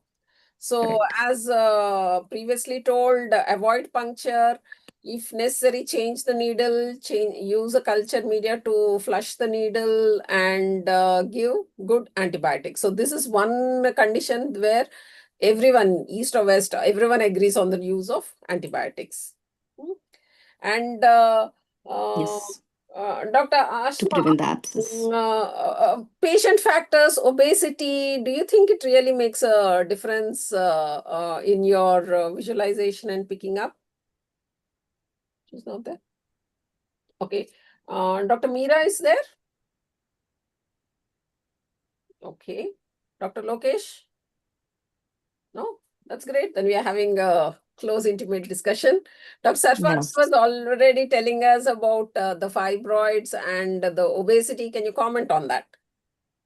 Yeah, definitely. In a cases of high BMI patient, those who are very obese, we have to maneuver a lot because we cannot see proper plane in obese patients. As such, in fibroid also, they are obscuring the vision, and we have to make lots of circular movement just to visualize the proper plane of the ovary. But in obese patient, as such, we didn't have that much difficulty. Absolutely, in fibroid cases, we are having so much difficulties. And one more thing is when we are, suppose sometimes in this also, when we are going through the uterus, we should be sure that once we are through the uterus, our pressure gentles. Otherwise, we will go overshoot into the ovary and the pelvic vein. As you can see, it is just sitting down behind that. We should go through the uterus at once and reach to the ovary directly, then do not come out of that. Yes. So, it's like we are attacking the areas of the terrorist. Do yes. not come out. Yes. Finish the job and only then get out. Yeah. Dr. Neelima, in which other conditions we've dealt with endometriosis where we thought it is difficult in fibroids, in obese persons. So where else do we, because the whole thing is an anticipation and preparation. One of the things that I always liked about Dr. Sunita Tandulwarkar is she says, sit for a moment, imagine and visualize how it is going to be before you start the procedure. So where else do you anticipate difficulties? Yeah, previous Um, cesarean. Yes. Yes. Yeah. Previously, You know, also, ma'am has elaborated about difficult OPUs in cases of Mullerian anomalies or trachelectomy patients or severe PIDs, old tuberculosis patients, where there can be hydrosalpinx along with the tubo-ovarian masses. Though we try to clip it, but still sometimes if they're small ones, then we do not clip it also and go ahead with the pickup. Yes. So that so Mullerian abnormalities, previous surgeries, Previous. and one more place we think is when we have a low reserve and the ovaries are extremely mobile. You see just Super mobile. follicles, Yes. it is sitting on the pelvic vein, and when you're just going to go, it moves away, and then It you exert moves. pressure. So this is one more condition. So extremes. And one more, ma'am, we have seen in obese patients because there is a lot of abdominal breathing. The ovary, Yes. once we put the needle, it is there at one point, and once she's taking the inspiration, it is at the other point. So sometimes it's a super mobile ovary, which is happening with the abdominal respirations. You Yeah. know, that need, yeah. And one there was an instance where in that anesthesia sometimes they have this tongue falling, they go into hypoxia, they have violent coughing. So if Violent the coughing. needle is in the ovary and they're coughing You violently, don't know where your needle is, so that's not a trajecting into. great situation to be in. And I Not think at all. those places we should keep the patient for a longer time because we don't know if there will be a ovarian hematoma later on. It might not bleed immediately, but later on also we need to be alert about that. There was a case report Yes. where later on there was a ovary hemoperitoneum bleed. They needed to do a lap. They needed to take out part of the ovary. So Oh. never ever assure a patient that OPU is a simple procedure. OPU should be given its due respect and said it is simple in most of the cases, and we hope Most of you the will go through that. cases. Okay. And so we were talking about these. So in PCO, do you have any difficulty at any time? Yes. Yes, PCO Neelima? ovaries are quite bulky ones. So whenever they are stimulated, they are even larger and they are even more mobile. Yes. So we frequently need to give abdominal pressure to access them during OPU. So what happens in these PCO And patients? The upper half of the part we are very comfortable, the upper crop, and when down deep down when we are coming down to the down part of the ovary, the lower half, that is the time where the vessel is very close to the veins and the all the blood vessels, and already we have pricked it so many times because of its like multiple huge ovary. So there might be chance of like you said, yes ma'am, hematoma and all that in these cases also because of the multiple, like too many follicles. So apart from the yes, please go in ahead. we are finding much that empty follicle syndrome. That is very much difficult thing. Yeah. So That is a And different yeah, situation and altogether. as Fazlinisa said, once we are pricking, there is always going to be some amount of hemorrhage and it is going to become opaque. So Yeah, you're going to lose the vision of the vision of the follicles, lower half, yes lower ma'am, half of it the does follicles. happen, yes. So in that, the most important thing is be quick. And Correct. especially when you're not getting follicles, if you're lingering, the embryologist is saying, so, and you start thinking, so that all can't be done. We have to finish off the decisions. And of course, even when follicles are being flushed, they fill up pretty much with blood. Correct, So, as soon as you pick up the yes. fluid, yeah, as soon as you it's a pick up the hemorrhagic follicle. hemorrhagic follicle. And moreover, these ovaries post-procedure also, there is a tendency for torsion. So more of pain is there in these patients. So post-procedure watch is definitely required in these patients, and we cannot discharge them just as our routine patients. Yeah. We have to be watchful before discharging So do you about the aspirate bleeding the and the POD pain. fluid? How much is okay? Sorry, ma'am. The voice is like resonating. Someone says resounding. Dr. Sarfaraj, you have it on two modalities. Yes. What, ma'am? You're having two devices on? No. Okay, someone I is think there. there's a resound happening. Yeah. I'm not. Okay, so aspirate fluid in the POD. Ma'am, Ma'am, the your voice voice is is breaking. Sorry, please repeat, ma'am. Yeah.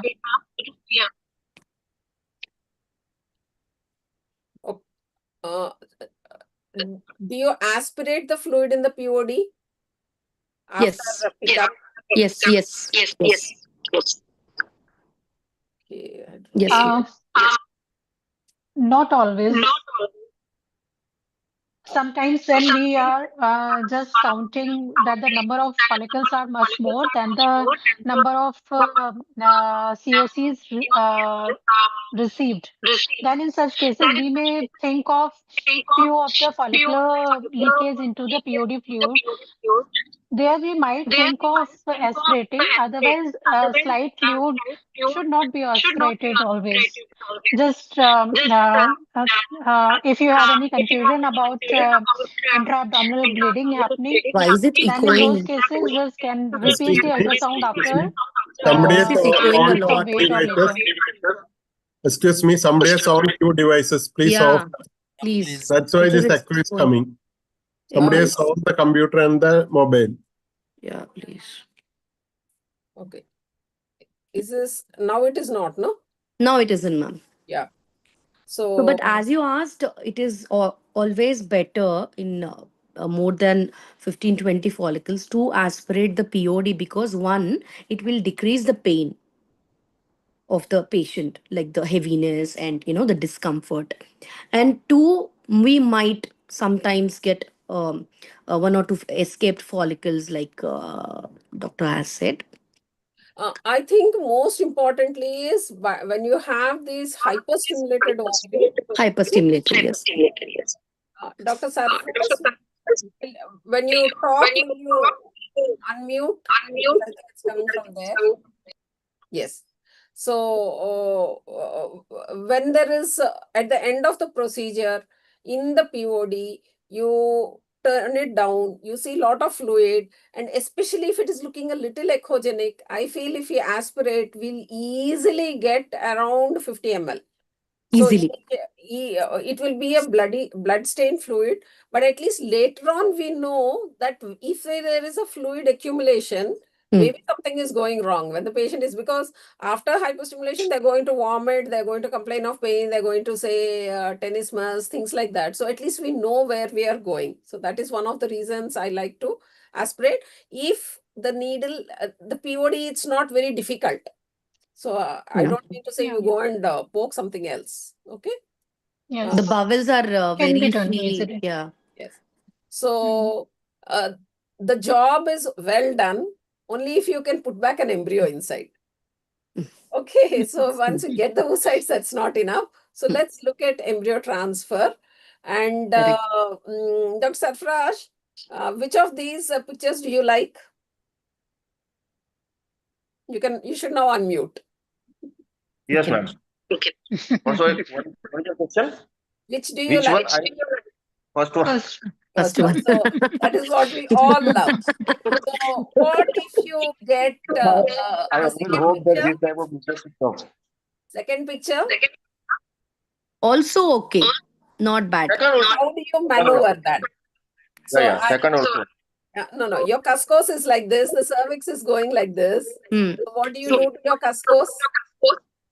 So antivert it a little more. So you or need to come open up. down like this Hmm. and then get it. Okay. And also we can fill in the bladder a little more because it's more acute.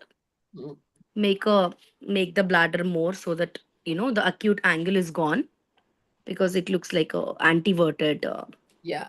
And one more thing we can try is like this is the case where you can use the transvaginal probe because you can maneuver with the transvaginal probe if you Like can't. two halves, no, ma'am. First put it and then again. First, I was thinking we should. I tried it out in some IUI patients and it went beautifully. But IUI. because that is where you do your It's scary to do in the yeah in the the ET. yeah. Okay. Yes, ma'am. So, And the third one, ma'am. The third one, it the third also one looks is like very similar to the yeah, this the thing. second one. Fourth Yeah, one is the there. retroverted. The Yeah, retroverted. retroverted where we need to move up. Yeah. Try to go down. Down. So It's like Yes. going down the slope. Yeah. yes. Okay. Here, the bladder should not be filled because otherwise more of retroversion would happen. Overfill And you can't do without slight a Semi head bladder is down of the always patient also helps. yes. And cervical stenosis, when do we anticipate? this completely we'll have to do it like ma'am said, a mock ET Yes, we trial is definitely needed. Yes. Only then. Does any one of you very comfortably do off the embryo transfer directly without a mock ET? No. No. I do. It's I do, but sometimes when I anticipate something or previously in other processes, like what happens if you are following your patient of infertility long back from initial investigation part, then in between you would have definitely either during HSG or during endometrial biopsy or during some procedure, you get to know whether it is a difficult patient or the easy patient.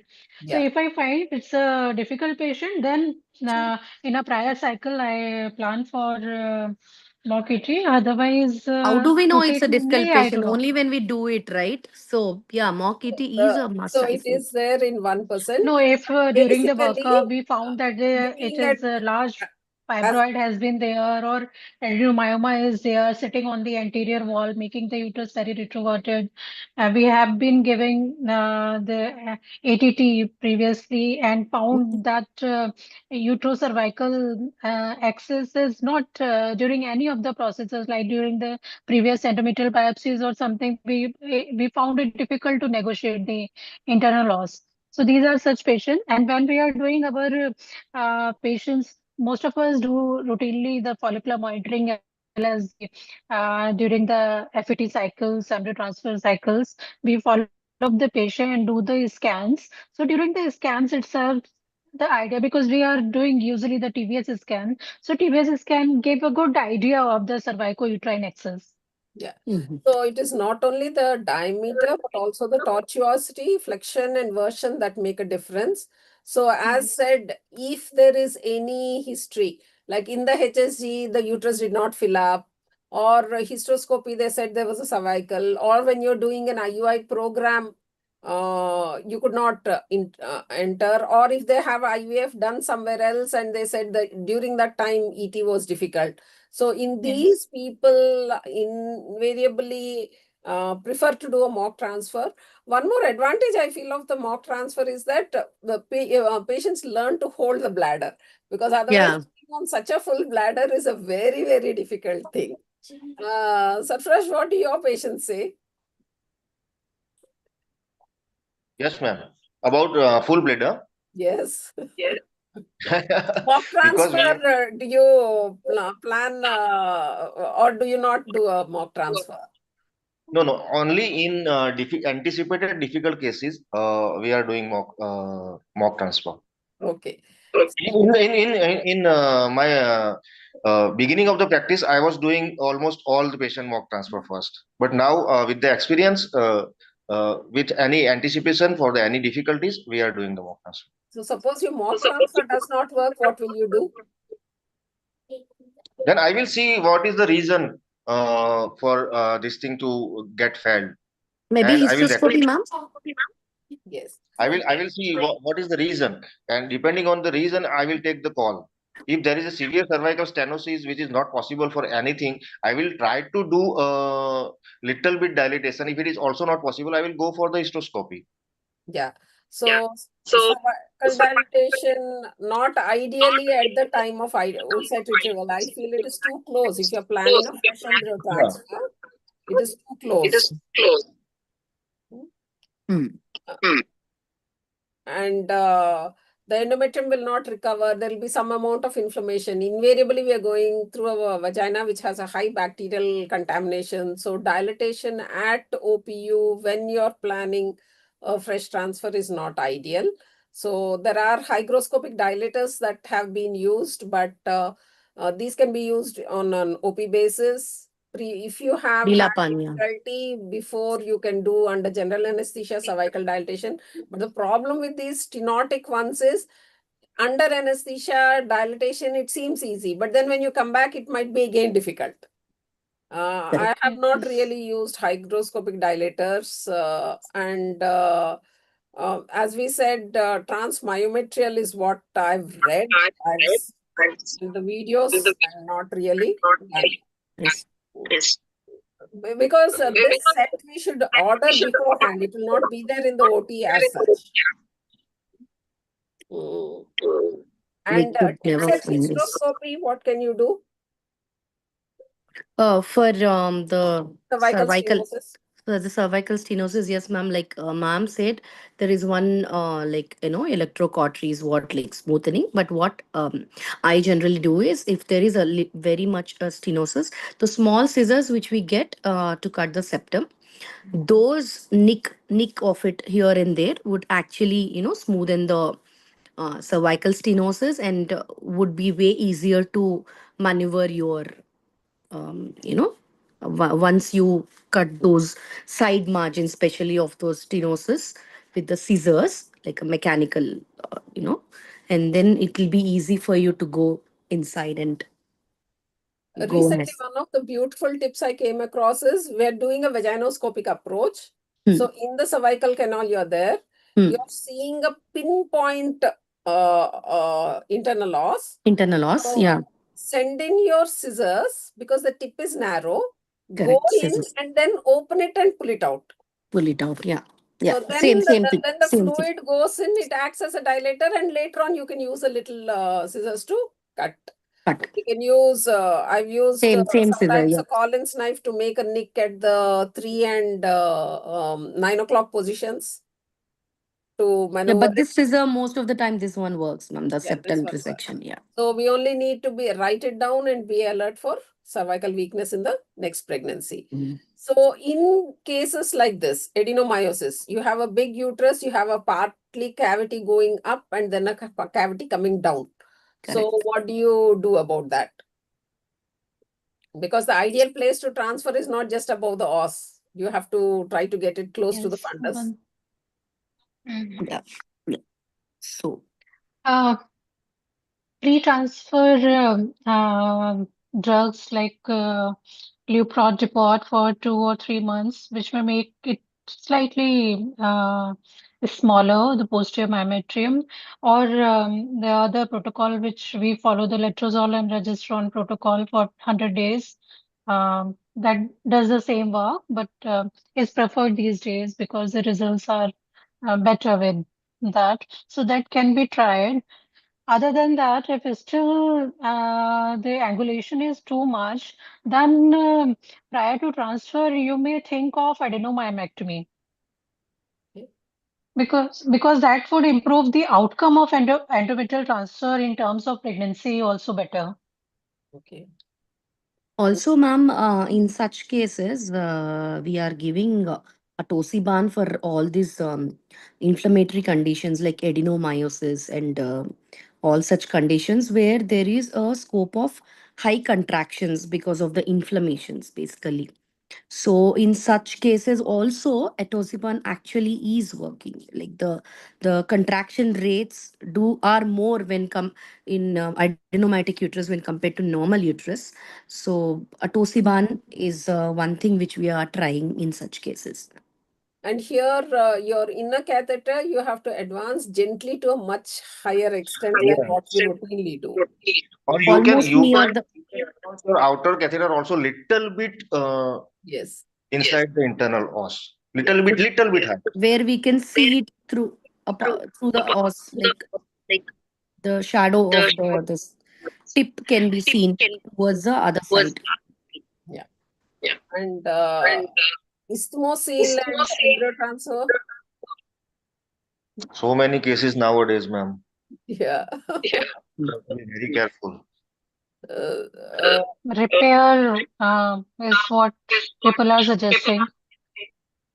No, But as such, I am not very much pro to that, because yeah. sometimes a small isthmosil and all, if you negotiate it easily, then you may find the space to go up.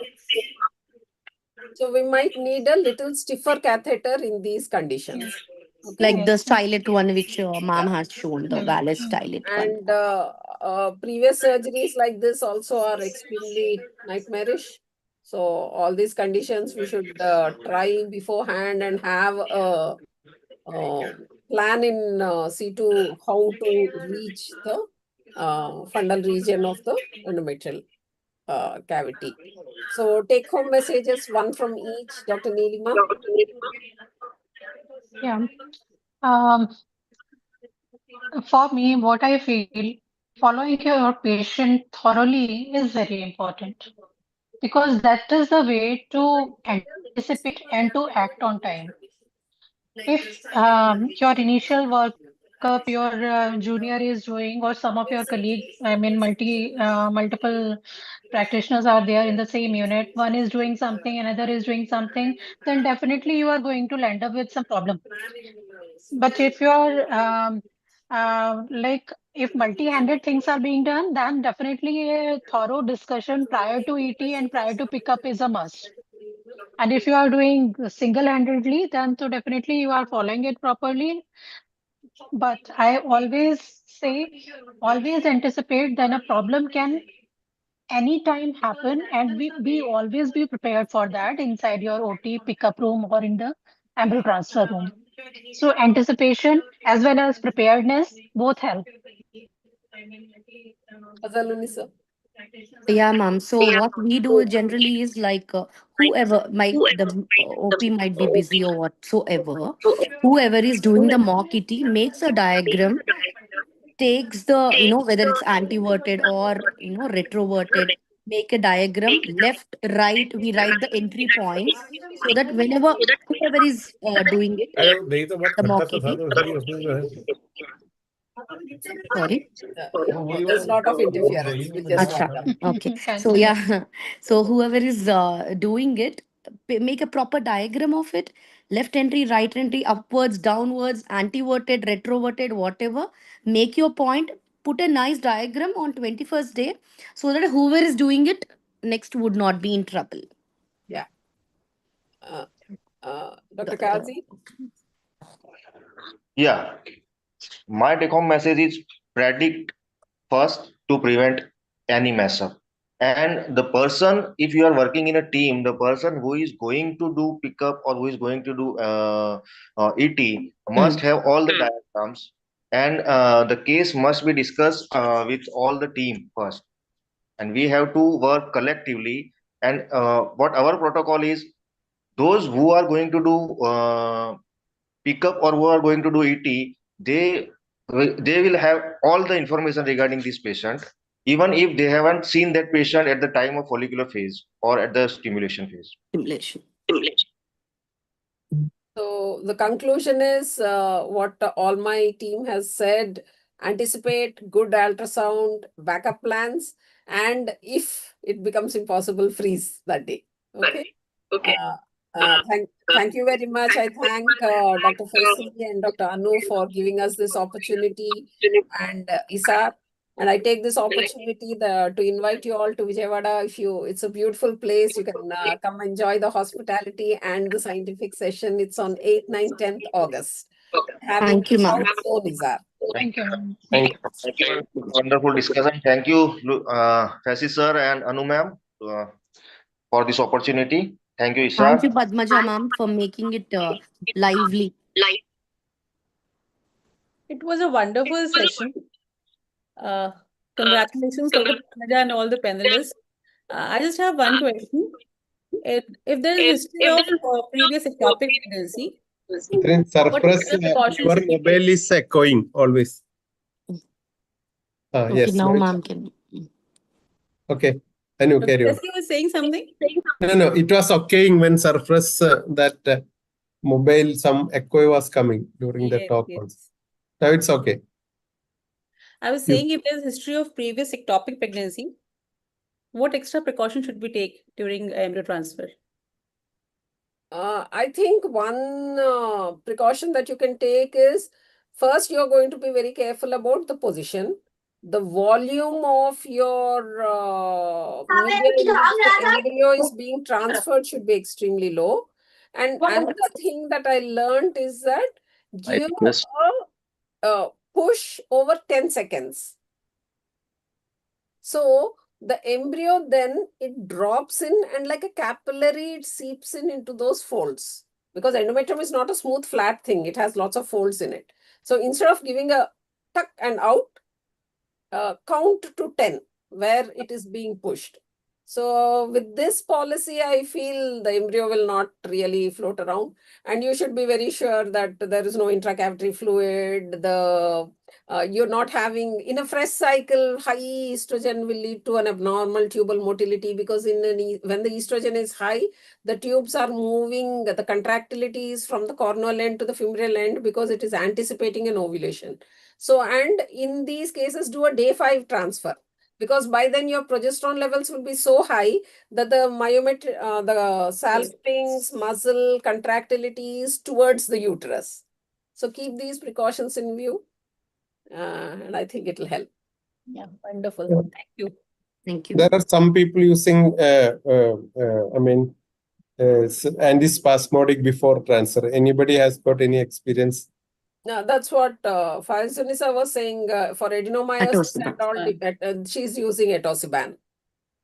No, atosiban is okay. Atosiban is a little costly. Some people use some Pyroxicam.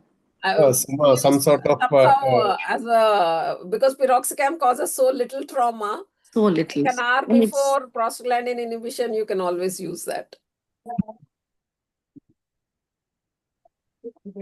There were some studies where 20 But milligram the papers on paroxysm are not in favor.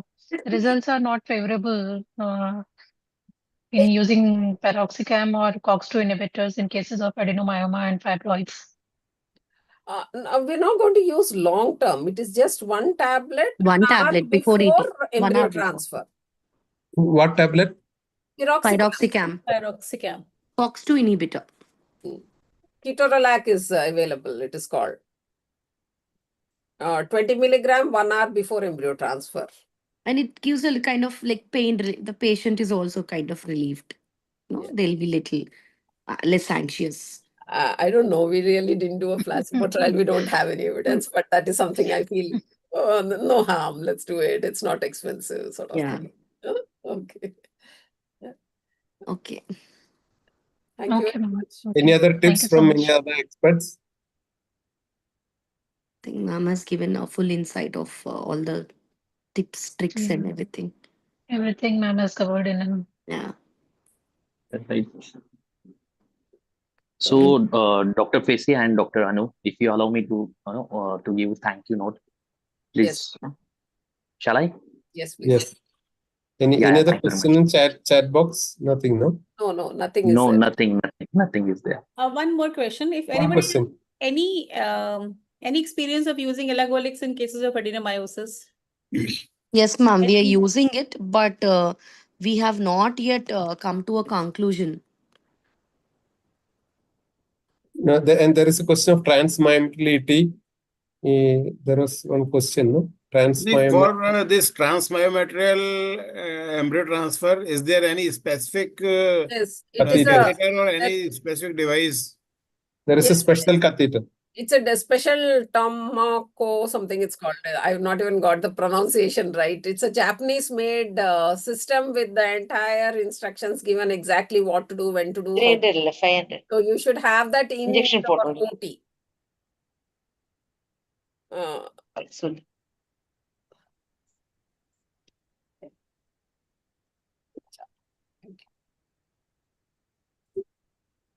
Yes, Mr. Nakul, go ahead. Yeah, thank you, ma'am. So, thank you. Thanks to all catalysts for being here tonight for this 11th series of our ISAR UNS Fertility Catalyst webinar. Your presence made truly special by the attracting impressive participation of 622. That's our today's participation is 622 delegates. That's a fantabulous response what we got from delegates. I would like to extend my heartfelt gratitude to our distinguished speakers today. They have given a valuable contribution. Their expertise is a really great enrich our today's discussion. And thanks to our chairperson, panelists for their contribution. Also, I would like to thanks to Dr. Amit Patki, Dr. Bakshi, Dr. Anu, Dr. Fesi, and today's chief guest, Dr. Durusha and Dr. Sonia Malik. So thank you, and look forward to many more engaging evenings together. Thank you very much. Thank you. Thank you all. Thank you all once again. Thank you, Dr. Lois and Dr. Anu and team. Good night. Thank you, sir. Good night. Good night. Good night. Good night. All the doctors. Thank you. Good night. Okay, good night. Good night.